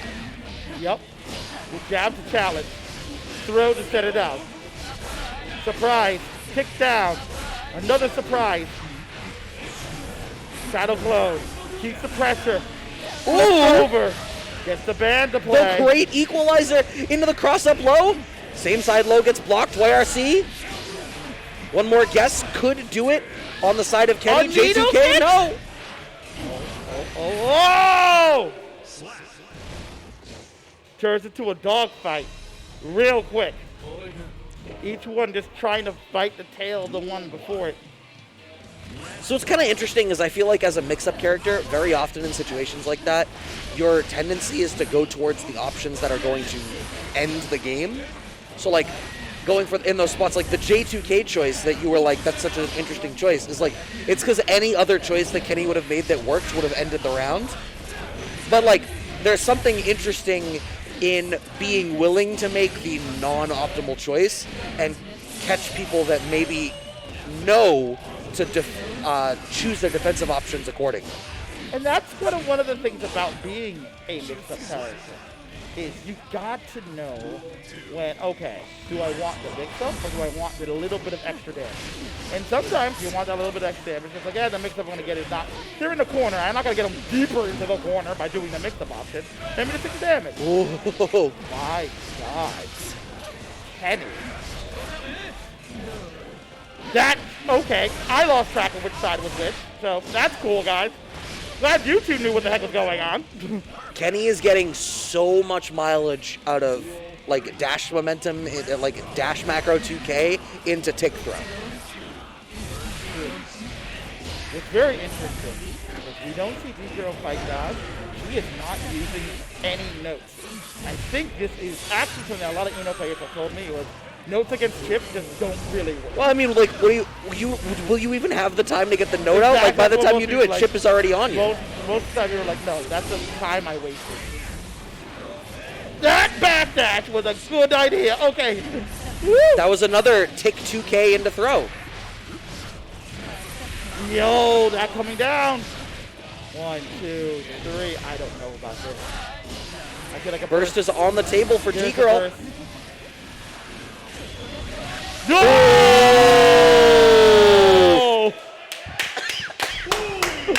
Yo, let's go! We're just starting, kids. Talk about, and that's just awareness. That's just, I know where you are. You're not hiding. I know where you are on the map. There's nowhere for you to hide. I know where you are. Oh, you're in the air, huh? Funny. I can hit that. 1, 2, 3, drill in. Kenny now acting more defensively than we saw Kenny fighting in the last few rounds. Kenny is now backing off. Whoa! Oh my God. Whoa! We are lighting fires out here, ladies and gentlemen. This is insane. I knew this battle was going to be fast, but I didn't think it'd be so loose. Good Lord. People are getting in the corner just as quickly as they're getting in the corner. They get knocked right back out of it. It's insanity. This matchup is like really all over the place. All over the place. I can't even keep up. You have to, why can't I see them? Oh, Gohan, you have to watch without blinking. It's the only way that your eyes can keep up. It's like that. Why can't I see them? Oh, they're Yo, I just got blown up. Oh my god. Nice anti-air from Kenny. No meters left. No meters left. We gotta do this honest. Plays the guitar. Drills back in. One thing that D-Girl is doing that is great. Every time Kenny goes to the air to J2K, D-Girl is just stroking out of the corner. Yes. Bypassing the mix-up altogether. I don't have to care what side you're on. I will stroke under, and then you're in the corner, and it starts my game. It is a great adjustment that is swinging the matchup entirely around Kenny's tendency towards J2K. Kenny coming back again. You're going to see Kenny now trying to turn on the pressure and turn on the key. He's going to go for way more riskier mix-up. Now we're starting to see. Oh, great chase down. Has the bar. Ooh, I wish you had broken the bar with the super. Or broken the wall with the super. That even probably would have killed. But we close it out. It's fine. It doesn't matter that you can't take it with you. Yeah, you can't take it. Can't take it with you guys. Okay, here we go. Nice drill. Kenny hasn't read that short story yet. You're a teacher. You got that joke. My heart, man. You're going to kill me. All right, stroke from mid-screen. Pushing Kenny back, but Kenny with the 2K. No, I play this solo. It keeps working. It's the same problem we saw on the winner's side with Kenny against Mozo. It's the reversals. Got the nose set up, switch to the other side. Takes a little bit more damage. Gotta watch it. The up back, the chase down. After. Burst out. What are we gonna do, kid? Kenny's got all this bar. Oh! I don't believe my eyes.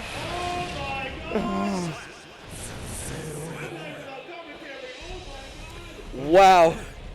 Swanging. Yo! These two are swanging. Someone clip this entire match. Yo! 2 games apiece. Yo, can y'all go back to character select screen? Not for me, for me, not for you. Yo, do I see someone coaching Kenny right now? Somebody get Wallaby over to coach. I'm done. I'm done. Y'all need to stop. Y'all need to stop. Somebody call out the coaching class. Oh my god. Oh. But there's no one here. Oh, that's right. They both teleport in. I forgot. Yo, let the intros rock. I'm about it. Yes, I'm about it. They both know they're doing it for the highlight reel. Yes. Heaven or hell, kids. Oh, never mind. We've had enough. Start insulting my girl. I can't have that. Oh my gosh, this is just rough and rugged. This is very much another. Yo, Kenny opened Will It Blend on YouTube. The DP? You need to stop. Do I? I'm about to trunks this. You need to be stopped. Did that just go under that? It did. That was an interaction that certainly happened. Life About Even, D-Girl Fights God has burst on deck. Stroke into super? Are you? I'm going home. I think alive with a pixel. That's a no, don't come back. We got don't burst? Okay, good. Yeah, okay, no Cali burst on this one. Kenny on set point. Oh my god. Okay. Kenny's adjustment seems to be absolutely letting it rock. Who needs Roman cancels? I have supers. Command grab. Oh my god. Oh no, I have neither. Oh no. Okay, I assume that's a dropped in play. That's dropped in play. Okay. Wall break is going to kill with minimum scaling. Kenny is going to take it. Yo, the pop off.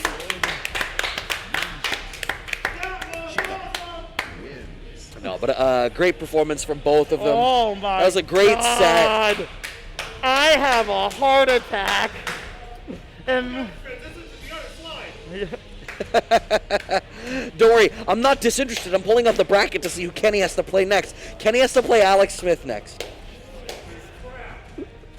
So we have Kenny versus Alex Smith, opposite Doc Bach and Mozo to get into losers semis. Winners finals is still Merkalo versus Wallaby waiting on the side. oh Oh my God. No, no more waiting on the side, kids. Wallopy just grabbed his stick, and Merkalo is sitting down. Oh, are they playing the rest of losers off stream? I feel like the protocol is ordinarily that one goes from winners, losers, semis, and then plays through losers. But I think maybe Kenny needs a palate cleanser, which, okay, Fair. I'm not going to question it. In fact, I dare say I agree. Fair. I got to say, I came into this getting over something. I was like, my throat's been a little choppy. Hopefully commentary won't ruin everything for me. Thanks, Kenny. Thanks, D-Girl Fights God. My lost voice tomorrow, I can attribute to you. I am going to wake up tomorrow and be like, why do I have a headache? Oh, that's right. Yeah. D-Girl fought Kenny. That's right. Oh my gosh. By the way, for everyone, just to speak honestly, those two are new to our community. I'm just saying, if you guys had any excuses for why you're currently sitting at home and not gonna come and join us for Blue Beat Extended or our offline monthly, that excuse just flew out the window like this eagle on the screen. It's gone. Like, those are new players to our community. And they are clearly only going to get better while they're here. So, what's your excuse? I'm just saying, guys. I'm just popping off, and I'm just saying. I'm not saying anything. I'm just saying.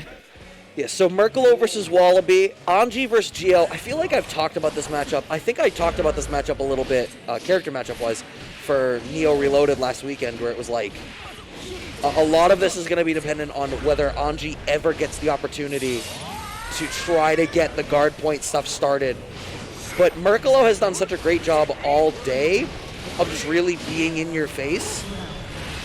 Oh my God, a challenge! But it doesn't matter. Yeah, but Plus frames, why would you backdash? Nope, I'm sorry, your turn is over. Enjoy this pressure in the corner. Thanks for your burst. Okay, good burst. You! Arc. You need to fix that.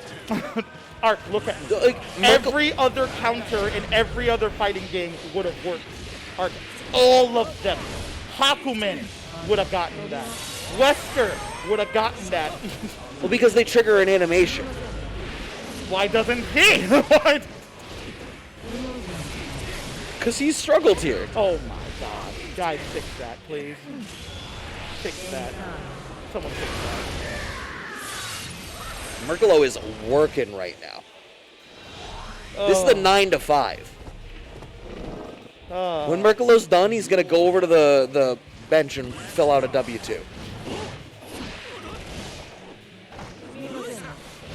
And so much of it is just every time Merkalo gets bar, which feels like it happens super frequently, it's like there's no reason not to go to that dive kick. I kind of want to see someone like, as soon as Merkalo has the 50 tension, just start neutral jumping and try to like fall with a button and catch it. But I honestly feel like Merkalo is going to be churning DP the second it whiffs. Oh God. Oh my God.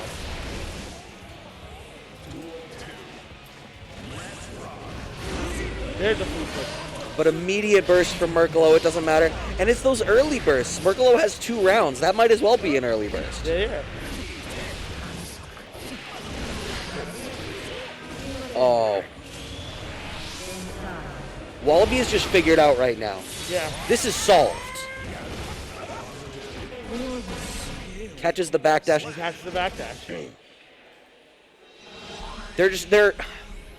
There is not an answer to absolutely anything that Merkalo is bringing to the table. It's not just a question of, oh, I can't get back far enough to like start using the guard point. It's that the openings that are presenting themselves are not being... He's gotten the guard point a couple of times, but Giovanni just like, that's cute.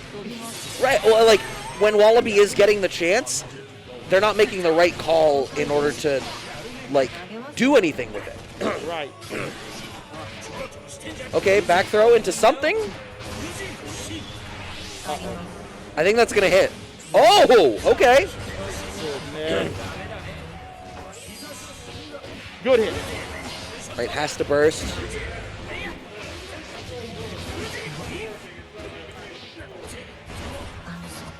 Oh, the Nothing counter there for gets the blown counter. up. Merkalo on set point in winners finals.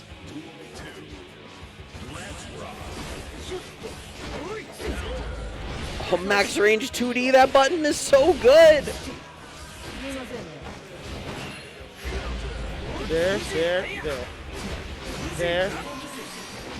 PRC catches the backdash. Wow, that was hungry. Fujin into overhead. Oh, my no! gosh.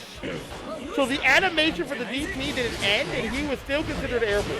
Well, so I wonder, that's what I was going to say, is like it must be considered airborne as a part of it, Yeah. which is a real shame. Oh, good catch. Good Get catch. around. Nice. Does get around. Are we about to see it? The crawl back.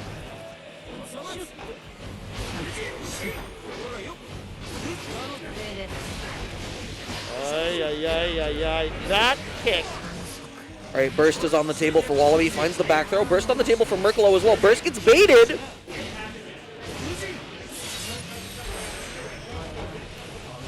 All right, Wallaby still has Burst. The Super is going to come out. And once again, it's the same thing. 50 tension. Super is coming. Oh, a little too far away. That could have been. I think if Wallaby had been in a better spot So for that. low. Plus frames, Red RC. I don't even think you needed that for the plus frames. Guard point gets back thrown anyway, though, because Merkalo recovers too fast. Ooh, Merkalo salvages the round and preserves the 3-0 winners finals.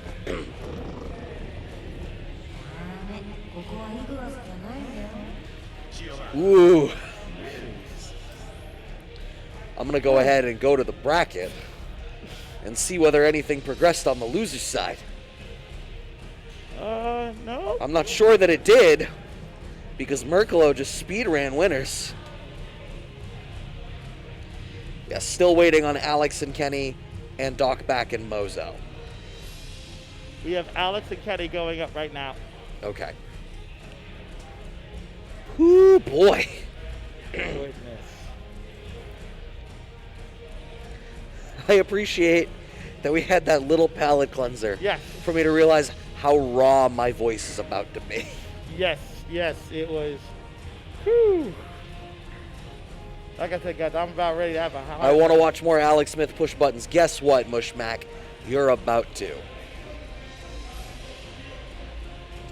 Sitting down. And then, hey, maybe even more buttons after that, depending on the result of the match we'll with see Kenny. what these matches are from Kenny. Now, you know Alex Smith is hungry.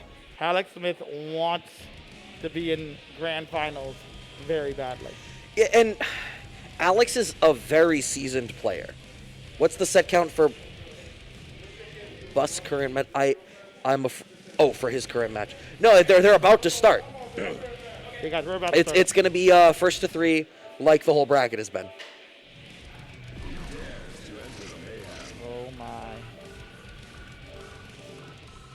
So what I was going to say, Alex is a seasoned player and is, definitely able to make those player reads. And I feel like Kenny defensively has demonstrated through the course of the day a willingness to let it rip, especially in that match against D-Girl where there was a lot of reversal super. But like you kind of needed it in that matchup. Okay. Alex isn't thumbing Kai on purpose, I don't imagine. Well, Chip Zanoff has been selected. We're waiting. Alex is getting settled, getting his headphones on. Yeah. Here we go. Yeah, okay. There's the May. I was going to say, I've never seen Alex not play May. In any Guilty Gear. At any point in time. Right. Multiple generations of Guilty Gear. Always May. Man saw Free Willy as a child, it affected him. I like how you didn't even respond to that. No, I'm going to let it go. Alex Smith was saying that he's been playing Guilty Gear longer than Kenny's been alive. That is actually true. You said Kenny's 11. Depending on his birthday, I might have been playing fighting games longer than Kenny's alive. Oh, I know I have been. I'm letting that go. That's not a great thing for me. Oh, okay. I literally, in the time it took me to contemplate that, Alex is almost dead. Yep. So that's how this matchup runs. One high house. YRC. Yeah, I mean, Kenny's willingness to let it rip defensively is kind of going to burn him. Alex already... Oh. If that was kick sweep, by the way, he would have gotten it.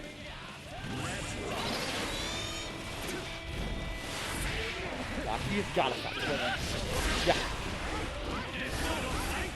I know it's tempting to just swing because you see Chip running around. Your thought pattern is the more I swing, the more often I'm going to get a shot. Man. There's a lot of things I know. Oh! Right, that's the spot that you YRC. You don't want to deal with that mix-up. There's the tick throw once again. But, like I've talked about, that's a go-to option that Kenny goes for a lot. Ooh, okay. And Alex is going to get wise to that over the span of this set. Great block on the extra overhead. But the jab is going to close out the round. What is May's jab? In what sense? Startup frames? Yeah. Let's check It Dustin. seems fast attack. I feel like, if I recall correctly, I'm pretty sure there's only 2 classifications of jab startup.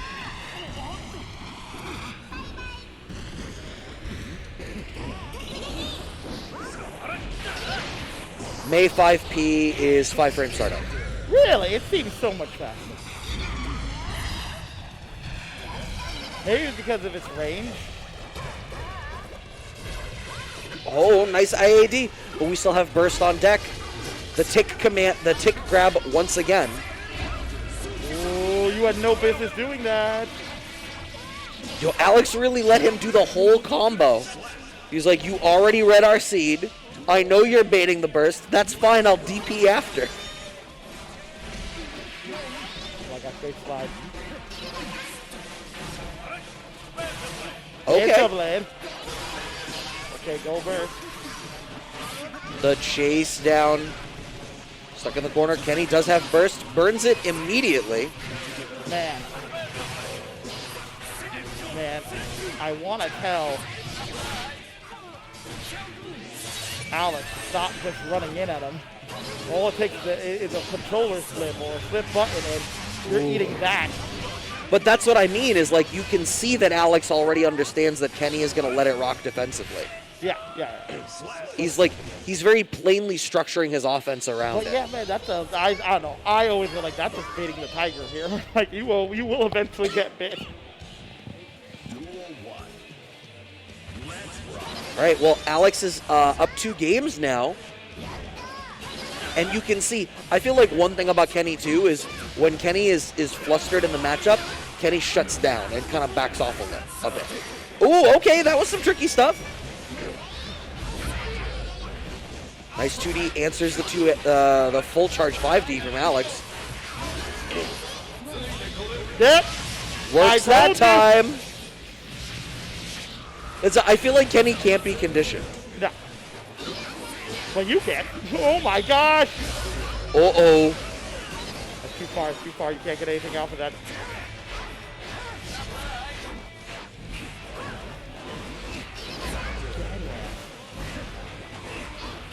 This close range fighting, I don't agree with it.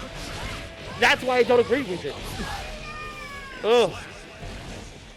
I would much prefer Alex to take his time, not just run in and do the pressure game. Because Kenny's finding his way to fight back in those situations. There you go. Like you can see Alex is structuring his whole offense on leaving these gaps for Kenny to make mistakes.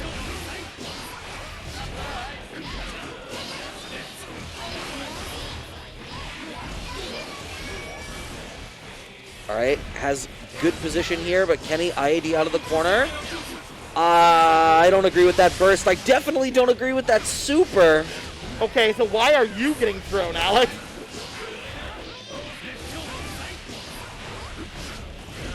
The up, back, out. All right, this is set point for Alex. Good sweep. First, just get out of there. Ooh, big anti-air. That's going to lead to huge damage. Look at that health bar. DP. 1, 2. They block. Good swing. He wants to try and finish it here. I think that it will. No, just shy of it. Don't risk it. I He knew it. risked it, yeah. Oh wow, gets away unpunished. This is theoretically doable. No, Oh, whiffs! Wait a That's second. huge.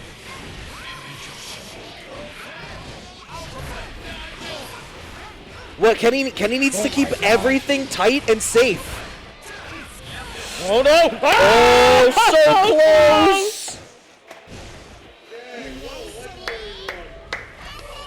Wow. Great Very performance from legendary. Kenny. I think it's a little too quick to let it rip defensively.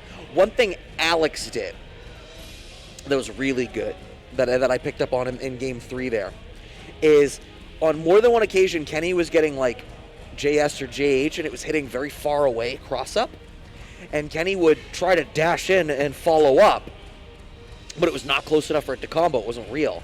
And Alex got wise to it and started mashing 5P whenever Kenny would hit that cross up really deep. And what it was doing is it was these situations where you could tell Kenny was used to kind of being able to be like, well, I'll take my turn. But no, you don't get to take your turn. You have to keep them honest. And Alex was trying to ensure, it was like, nah, kid, you have to actually keep me honest. Sure, you hit me on the jump in, you have plus frames, it's your turn, but you don't get to dash in and start a point blank RPS on me if you're not going to stop me from hitting 5P. That's fair. All right, gang. We are. Ooh. This top 8 is nutty. This top 8 is taking it out of me. Yeah. Save here.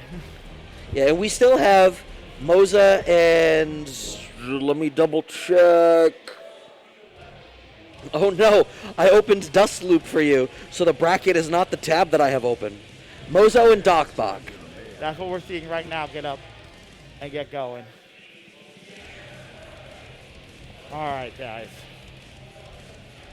And unfortunately, my time may be up because it looks like I have somebody who is trying to call me.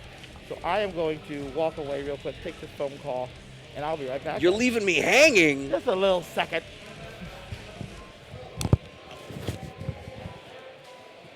In the interim, I will remind everyone that we are helping one of our community members, Dom, who's going through a hard time. Unfortunately, they had a death in the family.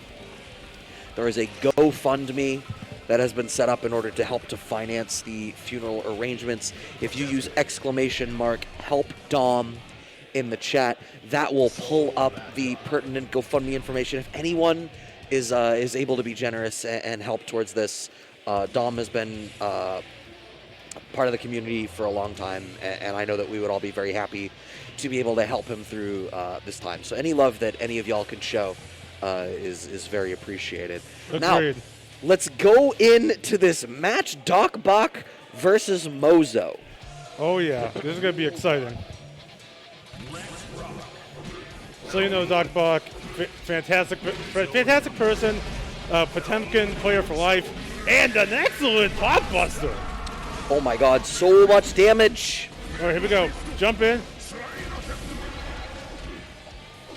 All right.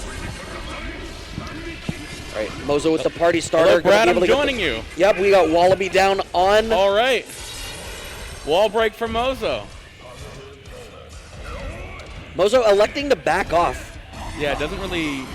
Oh, wow, Ooh. nice. Have to burn burst there. OPRC with the early 5K catches on the anti-air, but now Mozo content to kind of play back, has the life lead. Uh-oh. Counter hit Mega Fist. Nice DP stops the Garuda in its tracks. Oh, wasn't close enough to the wall, so that is not going to end it. Oh. He could have just done a regular throw there. That's -7. That would have killed. Ooh, and it costs him. All right, so the first round here goes to Mozo. And it's funny, Maxed Out had the read earlier that Docbach was a Mega Fist Potemkin, which meant no command Mega grab. Fist enjoyer.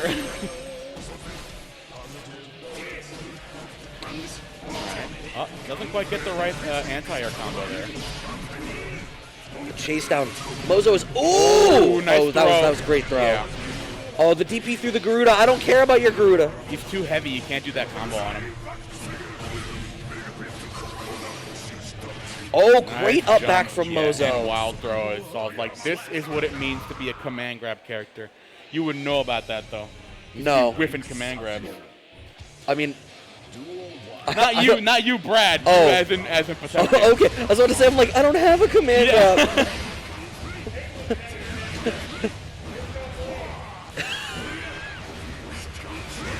All right. From off Slide it. comms, Yeah. I just heard anyone can have a command grab. You just have Oh, to believe. nice. Just Ooh! right through Gunflame there.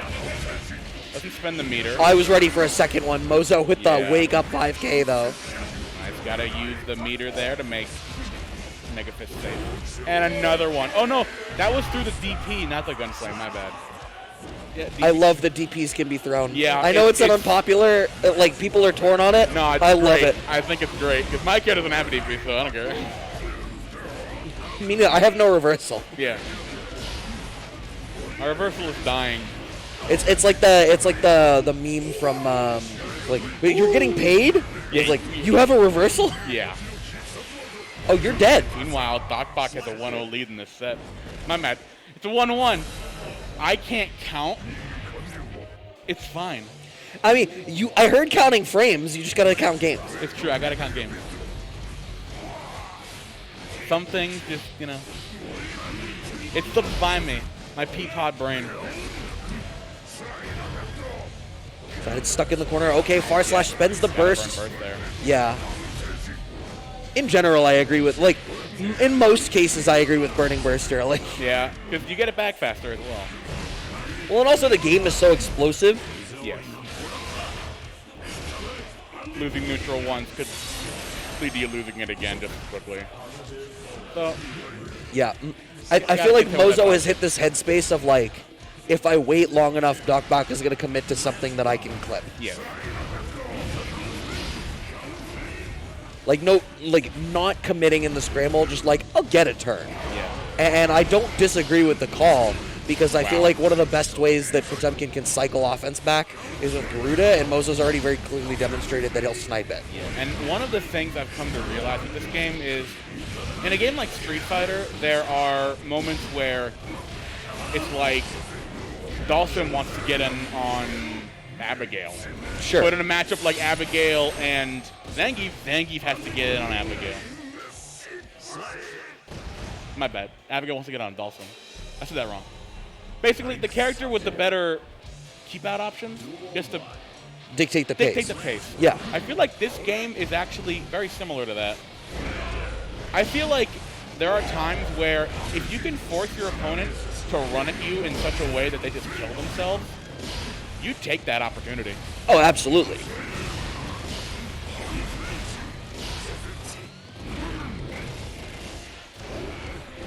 All right, Docbach is in the position to try to make something happen. No, Wow, they had to yeah. bring her out of the corner. We don't care. Ooh. Nice, Captain Burn burst. Gets flicked.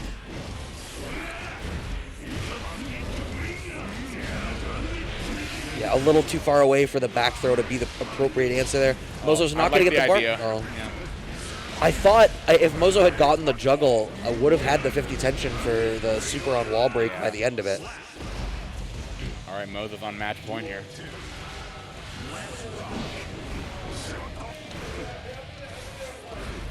All right. You Late gotta jump go. in. Max Out has gotten the indication that he unfortunately has to leave early. Thanks, Max Out, for hanging out so far. Yeah. Mozo trying to close this out here. Has the favorable screen Yeah, position you so can far. punish that. Look at this big damage. Oof. Yeah, Docbach, I mean, if you keep the game slow enough, you'll get burst back shortly. Okay, PRC off of... Ooh! Wow. What a read. All right, tension pulse now for Docbach. It's going to run out soon. Yep. Yeah, I Mozo, mean, that's and tough. Mozo had been doing a great job baiting all of Docbach's bursts for that whole set. Yeah. But especially at the end there, it was like you had absolutely nothing that you could do. Apologies that my mask is half on. I drank some water when Max Out got up. Let me fix that. Well, Wallaby tells the people whatever Wallaby wants to tell people. I want to tell you guys, first of all, about our GoFundMe, the Matcherino as well. Donate to the Matcherino, exclamation point Matcherino, and the link at the codes. Use them. It's free money for us. One thing you should also do, though, is go to the GoFundMe for Dom's father, who recently passed. That's exclamation point help Dom. Anything you can donate, if at all, is completely helpful, and we thank you for that. Other than that, though, our Boston Blue Beat Extend Regional returns in January 8th and 9th of 2022. That's going to be huge because we've got like 9 games. Yeah. As well two as of which are new to which Boston are Blue new, Beat. yeah, and one of which is going to be new in general with Multi Blood Type Lumina. Also true. Yes. All right, so I have you here. I get to have the unique perspective. I always enjoy asking very pointed questions when the person sitting down with me is in the bracket. Yeah. But you're waiting in losers finals. Yes. Who do you not want to see between our next two players? Alex Smith and Mozo. Oh, Alex. I mean, Alex, like, I beat him, yes. But Alex is so good at adapting. If he makes it to losers finals and fights me, I'm not saying like he's going to beat me, but the chances of him beating me in the run back are raised significantly. He's just such a good player. Like, no, that's yeah, fair. Yeah. That's fair. There is no shade or aspersions if that's your answer. Yeah. Obviously, Mozo as well. He's so good. Like, and if he beats Alex, I think the confidence boost just from beating Alex will help him a lot in fighting Sure. me. And also, my character's bottom 1, so like. I don't know about bottom 1. Nah. All right, bottom 0. Like. I'm like really torn on. Like, I don't feel confident enough to give a number. You don't? No, mostly because I don't have the familiarity with Yeah. Gold Lewis and Jacko to All right, feel so like I could rate them. Jacko is mid-tier, in my opinion. I think, Okay. and that's taking everything into account because she's so difficult to play that it evens out. Because I think she's nasty. But she's So, hard to play. what you are saying the thing that many people like don't think about, which is like, look at the character in a vacuum and be like, if somebody Yeah, executed because them. obviously if a robot's playing her, I think she's S tier. But we're not robots. We're people. I don't know, Fenrich should play her then. True. Kazunoko isn't playing her. See, my thing about Kazunoko is I feel like Kazunoko plays the easy, cheap stuff. Yeah. And by easy, I just mean like Cammy. Raven. Raven, yeah.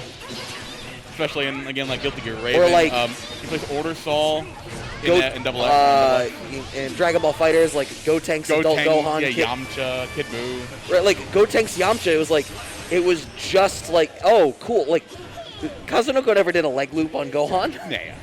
Why? You didn't need to. And Alex is starting off. Nice backdash on the command grab. First has to come out from Alex Smith. Oh, catches the backdash. Nice.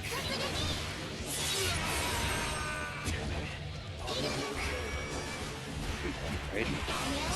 Mozo sitting in a tough spot here, having to eat all this offense. Yeah. YRC. Eating But that YRC. Alex with the 2 bars already Yeah. baits the burst. I mean, of course There's it's going to nothing- happen. Yeah, nothing you can do there. You either don't burst and you die, or you burst and... I mean, he was waiting, so he could have potentially waited it out. But I think in that situation, like, you're kind of... The problem is, like, it was off the red RC, right? Like, the Yeah. second the red RC came out, like, it's an inherent burst bait. Yes. But if Mozo had waited to burst, Yes. Alex had other options that could have, like, dealt with... Like, it's not a true RPS. Like, Alex even still had another 50 tension. Like, you were screwed. Yes.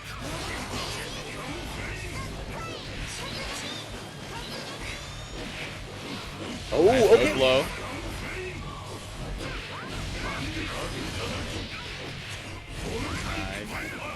Doesn't get the wall spot. Oh, interesting.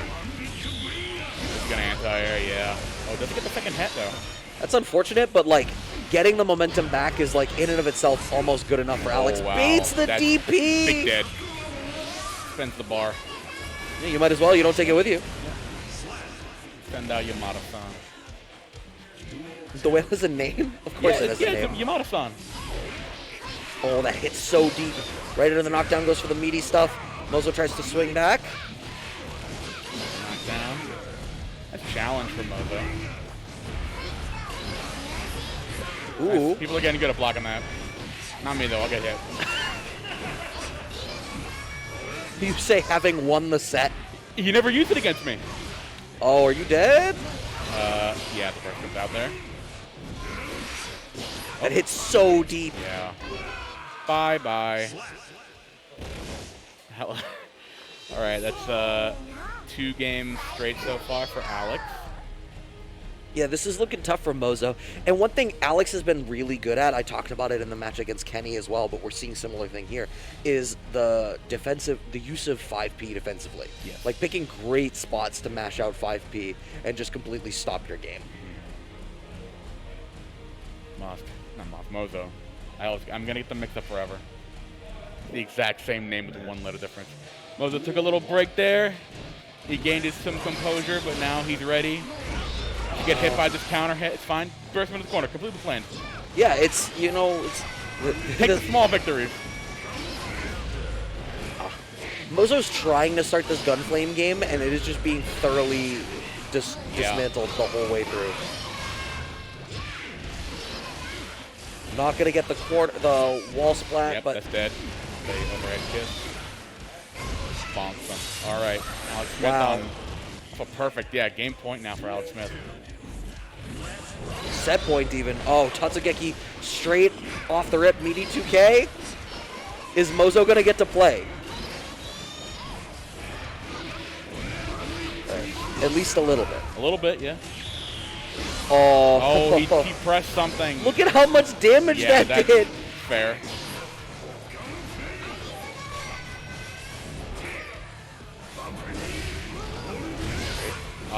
Too low for the pickup. Okay. PRC into the jump 5D. Nice patience from both players. Oh, just sneaks out of the corner. The longer this goes, I feel like this is better for Alex because Alex can afford to burn the burst. Oh, I love the gold burst choice had it worked. Because with the bar, can actively play around burst baiting Mozo again to close out the set. Yes. But that was worst case scenario. Okay, here comes Mozo though.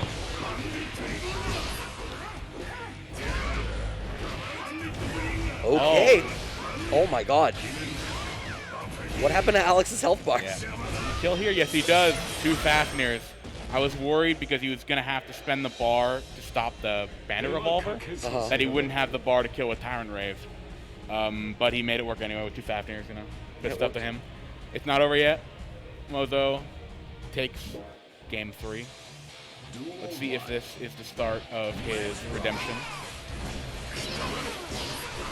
Yep, early JH actually blows up the Dolphin. Oh, the up back from Alex, but the trades work out in Moses' favor in the sense that it could have been far worse.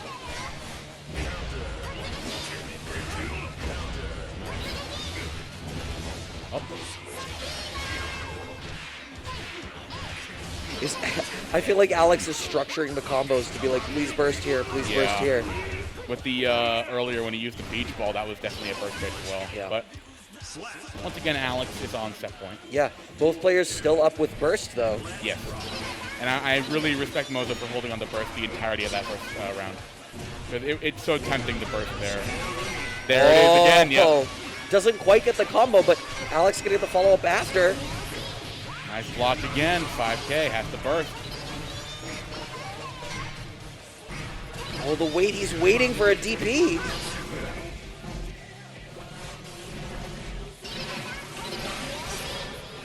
All right, bring him to the corner. Oh, this is, yeah, he's you're dead. Yes, all right. Goes up to Alex Smith. Sorry, Wallaby. Yeah, it's fine. It's all right. I'll do my best. I gotta Just go. the flat delivery, just the complete 100% acceptance. Yeah. What am I gonna do?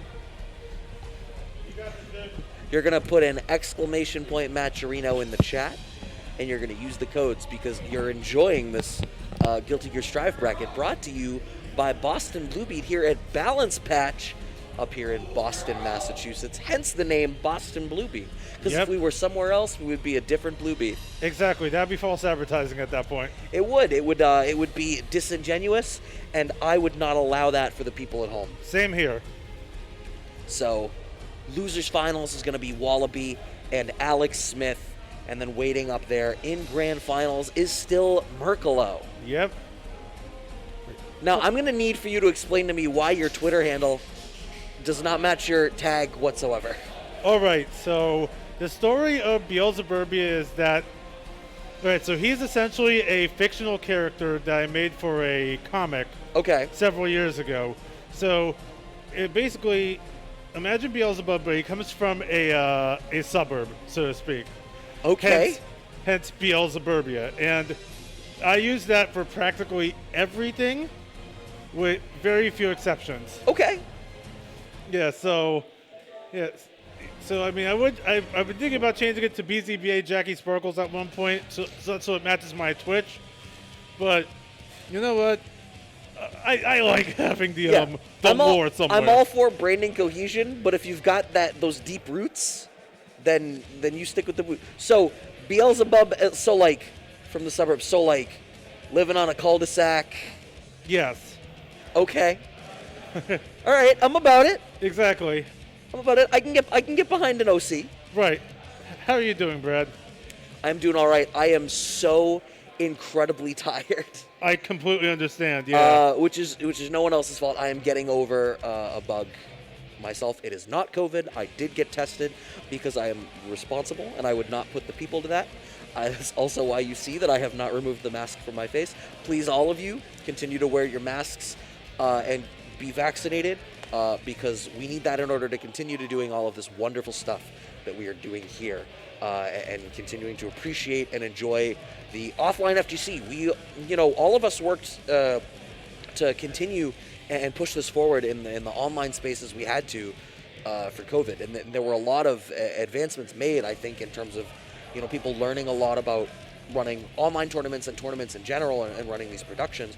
And we're all so excited to bring these lessons learned back to offline productions. But in order to continue to do that, we need to make sure that we're, not regressing and undoing all of the progress that we made with the long lockdown that we have. So please, if you have not already, go and get vaccinated. I don't know why you would listen to me if you haven't already. I don't know why I would get through to you. But on the off chance that some blonde guy in Boston is going to be like, you know what, that's the one that gets me, then please do it. Exactly. If only so that you can continue to attend these events. Somebody said to me earlier that I guess Frosty Faustings next year is not going to accept negative COVID tests. But that instead you must be vaccinated to attend. So we're on an Anime FGC stream here. Frosty is a big deal. Is how I understand that. So if you want to go, please do it. Please be vaccinated. Right. And speaking of stream control, stream Is it blowing up for you again? Yeah, it's been blowing up for me quite a fair bit. But in the meantime, when I'm trying to fix that, I'm just going to, just press exclamation point match video in chat, and we'll see this cool match between Alex Smith and Wallaby. Yeah, so as Wallaby had said, the fear is that, Alex is a seasoned player who is more than capable of making these adaptations, has a whole 3 out of 5 from the winner's side to leverage for character knowledge and matchup knowledge here. Opposite Wallaby, already looking like a strong start. Ooh, that is already a great adjustment. Right, that is a great adjustment already.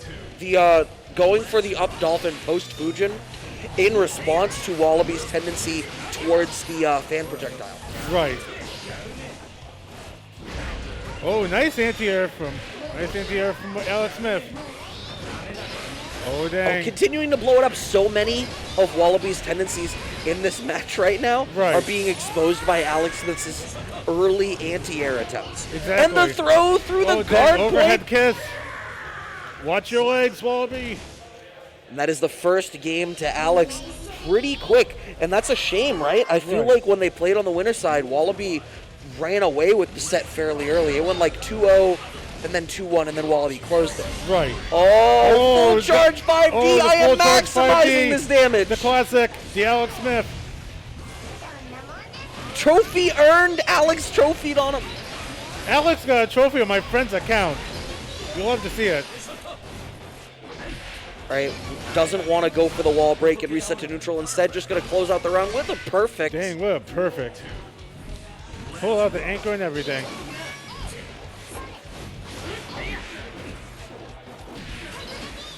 Nice spacing there with the 2S. All right, dolphin time. All right, good throw from Wallaby. All right, let's see if he keeps up that offense. Oh, wow. And now Wallaby is almost at the corner, but Wallaby says, no, I want you to go to your corner.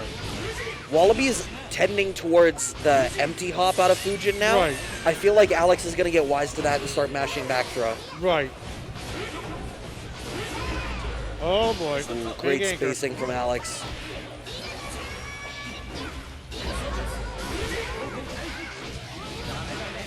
All right. It might not kill, but No, I'll has go with you with. 50 tension. Gonna get the wall. Yeah, the Oh, minimum never mind. scaling from the wall. Yeah. I am a terrible judge of character, and yeah, that most certainly just did kill. All right. Ooh, good backdash. All right, going to the corner. What's it going to be? All right, out first. Oh, the guard point works. Wallaby gets away with it. Into the overhead reset. That's going to be big damage. Yep, wall break. Oh, with the overdrive. All right, Alex has 50 tension.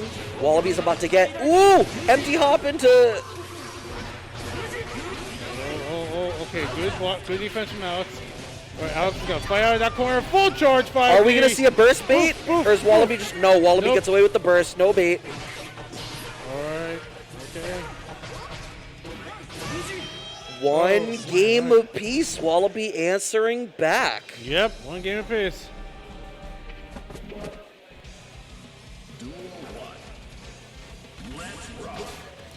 All right, 5P at the start there from Wallaby wants to try to set a pace where Alex isn't going to get to run away from it. Oh, gold burst, but it whiffs. And we are back to the projectile options post Fujin here from Wallaby. Right, okay. But May responds with some projectile. Oh no, that was questionable burst. This early in the combo, oh, just barely not dead. I almost called it dead. Right. All right, let's see what Wallaby does about this. Oh, Overhead. No hits with the problem. overhead again. The second overhead with the minimum scaling on the wall break. Wallaby is going to take this round too. Right. By the hair of his chinny chin chin, which you will notice by looking at Anji, there is none. Right. Ooh, just blocking the air. Oh. Misses the fully charged 5D. A classic of Alex Smith. Ooh, big damage incoming from Wallaby with the wall break. Oh, wow.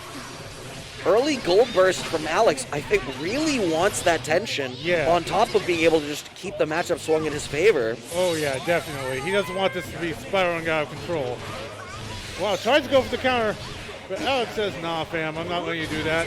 Yeah, Wallaby has been tending towards that, these bigger defensive swings when the tension is available. Yeah. But Alex has been in a mindset to bait those options all night. Oh yeah. And Alex Smith takes it around. This is going pretty back and forth, I'm noticing. Yeah, we're going to have to see. I mean, one of these players is going up a second game for the first time in the set, but it is Right. extremely close. These overheads are not being blocked. Alex is enjoying some down back.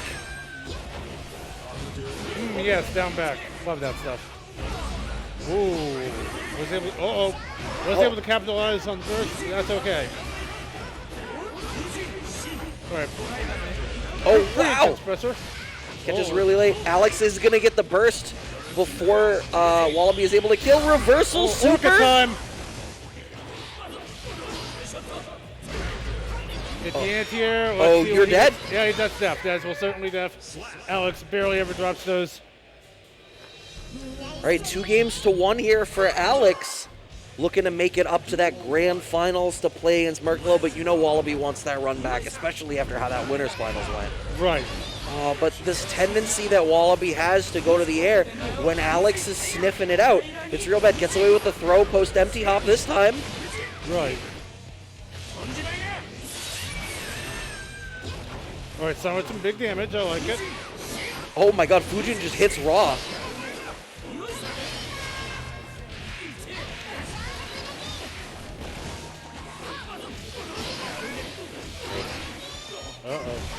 Gonna get the wall break. Wallaby, I mean, one thing that we're not really seeing from Wallaby, we don't see YRC as a defensive choice. Right. At least so far. Dang, just keeping the pressure on Alex. Look at that burst gauge. Next hit will do it. Blue RC. Alex wants to keep himself safe. Still has burst. You know that he's actually maybe not going to use it. Oh, and my the God. Guard point through the Totsugeki closes out the round for Wallaby. The score, Tam, is 2-1 Alex. Sorry, the streaming software is something of a blow-up. Yeah, stream control is exploding. Dan is trying to fix it, but in the interim, it is 2-1 Alex. Oh, 2S right at round start. Wallaby has been aggressive at round start position to try to control space, but usually with standing limbs, so the 2S low profiling.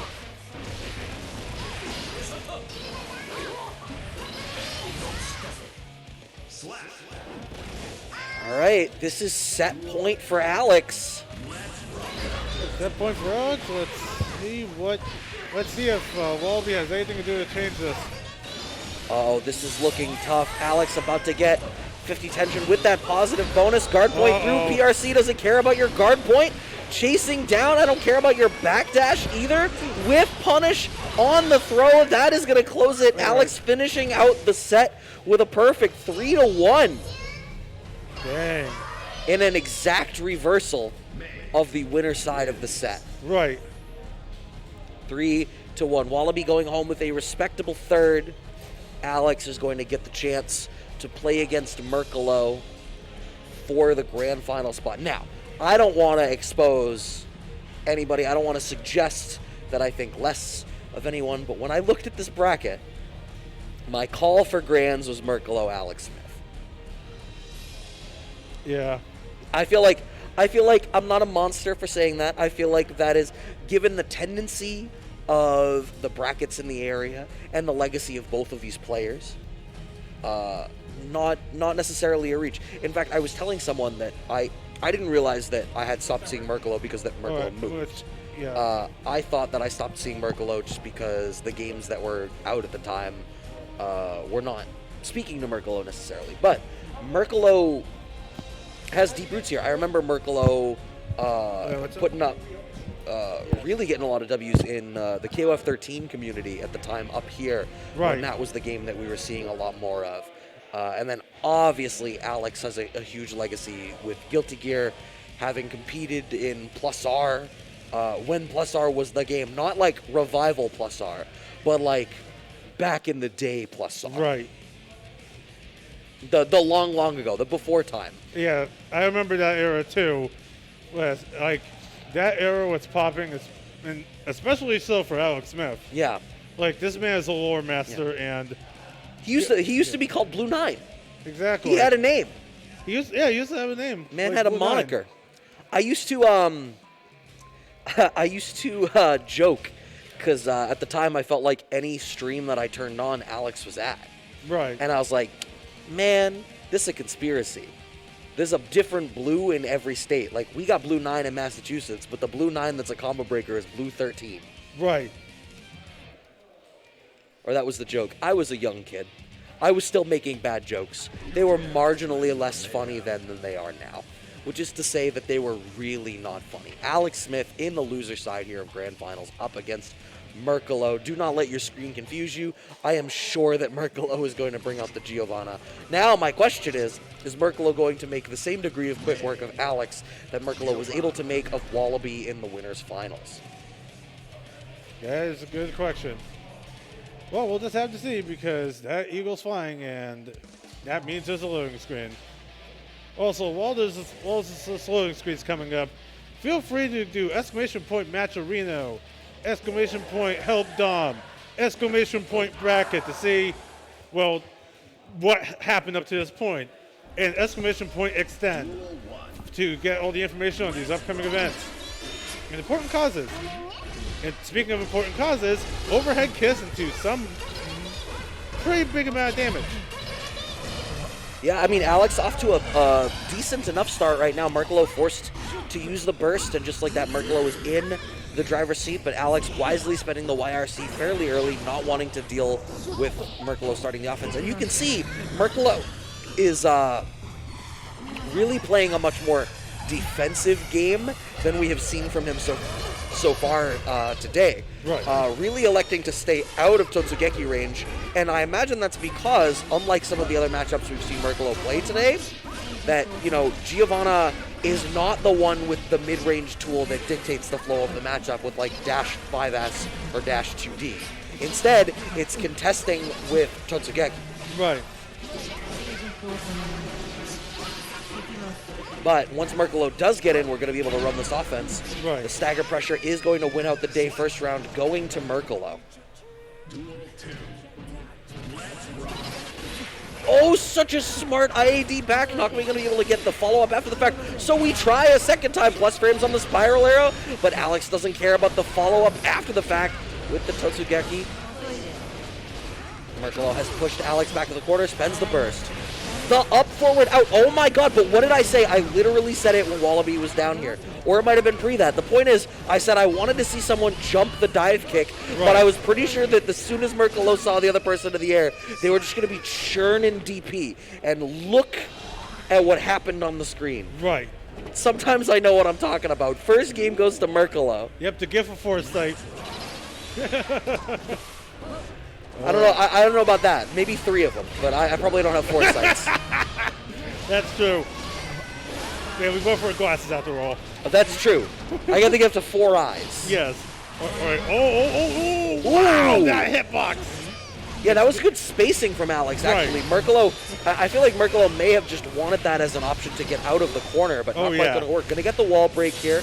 Reset back to neutral. Is Merkelo just going to dive kick super again? No. Gets clipped by the 2S Totsugeki. Yep. Dang, Alex Smith just ran right in and said, yeah, 2H is a pretty good button into Dolphin. And he's right. Right, pushing all the way to the corner. Merkelo trying to get out, but Alex's tendency towards 2H is doing a good job of covering that upward space. Right. All right.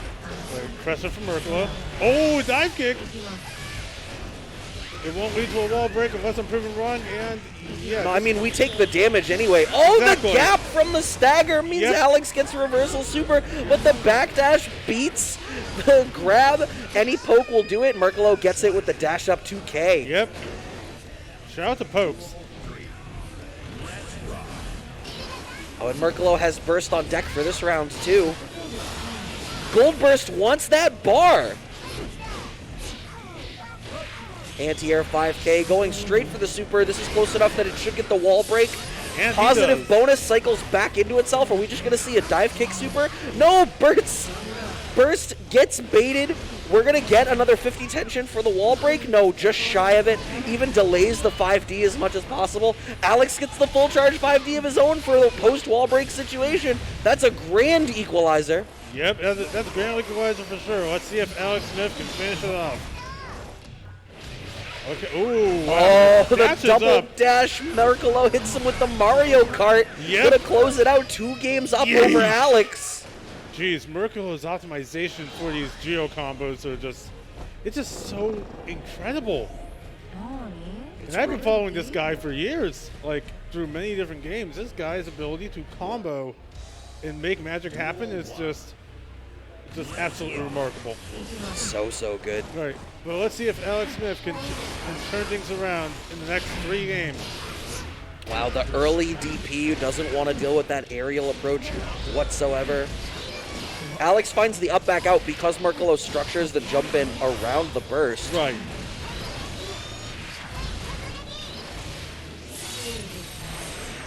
All right, this is a strong start for Alex. Oh, slide gets punished. The longer this round takes, the better for Merkalo, frankly. Okay, cycles through, gets the flip kick, back to some plus frames. Dive kick blows up the PRC. Well, hot damn. And with the freaking wall splat. Is he just going to dive kick straight again? Oh, Nope, no! just gonna go for the Merkalo throw. Well, so what I was going to say was the longer that round goes, the better for Merkalo, because purely economically, getting the burst back is huge. Right. But closing out the round with the W after the burst does not work out is gigantic. That risk gauge is flying, but it's only going to do so much. Full charge 5D gets blocked. Yeah, also, tournament point for Merkalo. Should everything work out in this round? Oh, getting out of the corner is itself enough. Overhead Wow. kiss. Isn't able to get more off of that, other than 5/8, but that's okay. You can tell Alex Smith is really fighting to stay alive. Ooh, great chase down on the up back. Closes out the round. Yep. Does Alex. Spiral arrow plus frames. Totsugeki answer after the 2D. Oh, let's go! Ooh, that is huge damage. Doof, bang! And we're back to neutral. And that is a game on the board for Alex Smith. Ooh, just wanted to make entirely sure before I confirmed that statement. Straight back in. Not deterred is Merkalo. Not at all. It's starting off with some big damage, just Cycling. 6 in-game seconds in. But a gold burst from Alex. Plenty of resources on the board. Tries to chase down. Blows up the gold burst. Full charge 5D blocked. We are back to the corner. Merkalo still with 50 tension. Ooh. That was a nice late air dash back. Blue RC into dash forward DP. Really wants to control that space. Merkalo does not want to surrender the corner. Wake up 5P mash. Oh, snap. Okay, wall break. All right, starting at neutral. Fresh start. Oh. RC. And boom, that does it.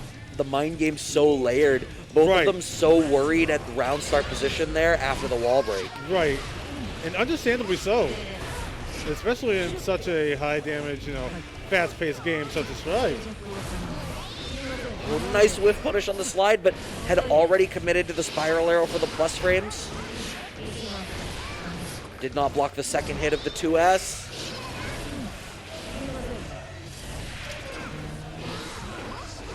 I feel like Alex is picking these different spots to approach from the air that is making it so much harder for Merkalo to find these anti-airs. Yeah. That were such a big part of the earlier part of it, like all these anti-air 5K juggles that opened so much damage. Right. Okay, burst from Alex. Oh, dang. you're dead? That's probably deaf. Yeah, it is most certainly deaf. Never Right. mind. We are back to set point, tournament point even, for Merkalo. Burst will not be on the table for a fair part of this match. Alex coming out to an early momentum.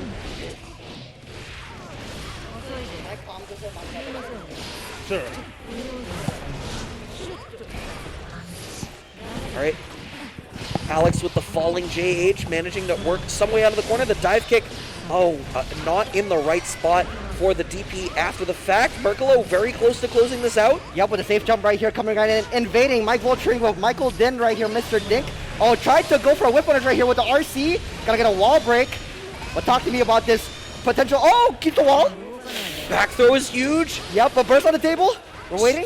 but that means throw could be everything. No, Alex gets away with the burst. Yep, ooh, nice punish. We know the frame data. Oh, that's dead right there. Oh, he's so mad. Disappointing. Caught you right at Grand Finals. I could say I've commentated with Mr. Brad.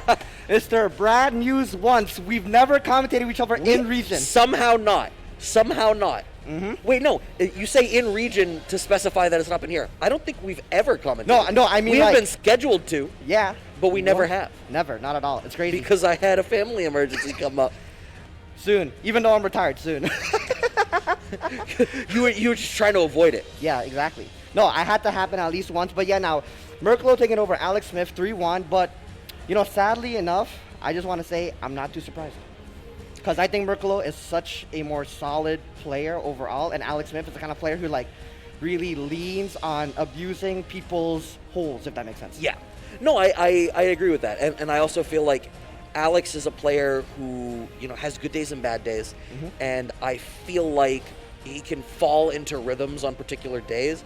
And it seems like on the same side that Alex can find these holes and kind of plug them as the way that he structures his game, on a particular day, if there is a weakness that is to be exposed, it will stay that way, kind of like that is the rhythm and the funk of the day. Yep. And Merklo is definitely seasoned enough to find those in the same respect. Just like, now. Yeah. Looking like Swiss right now, if I say so myself. Like the cheese you can get on your sandwich here at Balance Patch. When you come out for Boston Blue Beat Extend, January 8th and 9th of 2022, you have watched a whole day of anime fighting games with Boston Blue Beat, because I assume you, dear viewer, have been watching all day, all the games. That is how I'm going to operate under this assumption. But if you like games such as BB Tag, BBCF, Guilty Gears Plus R, Strive, and Rev 2, them's fighting herds and Skullgirls new to Boston Blue Beat, and Melty Gear. Melty I almost Blood. did it. I wasn't looking at the paper. I pulled the paper from the table and then I went, nah. Look, we had MBAAC, and we also have MBTL, which will be coming out literally next week. So be on the lookout for that. Also, TFH, you don't know, we actually have top 5 in the world, in my opinion, for TFH. Barlow. Yeah, and he also commentates. It's pretty sick. Yeah. Yeah. So that'll be really cool. That is once again on January 8th and 9th.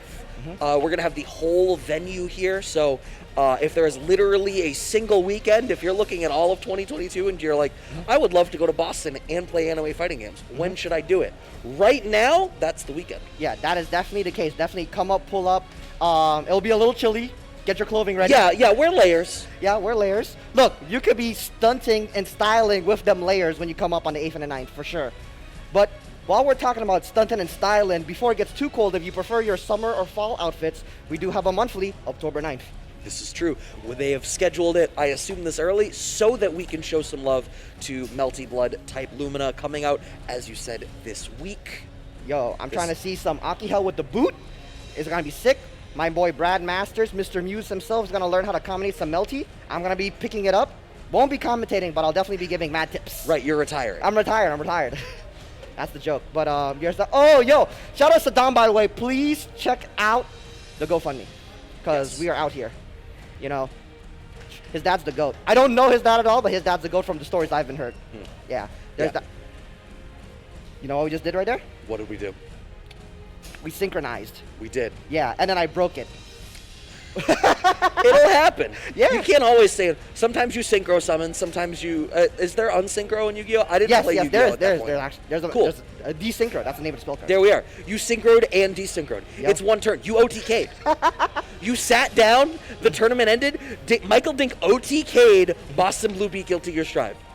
I can't believe we're talking about Yu-Gi-Oh right now. Anyways, we also have... You can't? Look. How long have you listened to my commentary? We want to talk about Magic next? We could call Dantas. I think he already left. His own tournament? Yeah.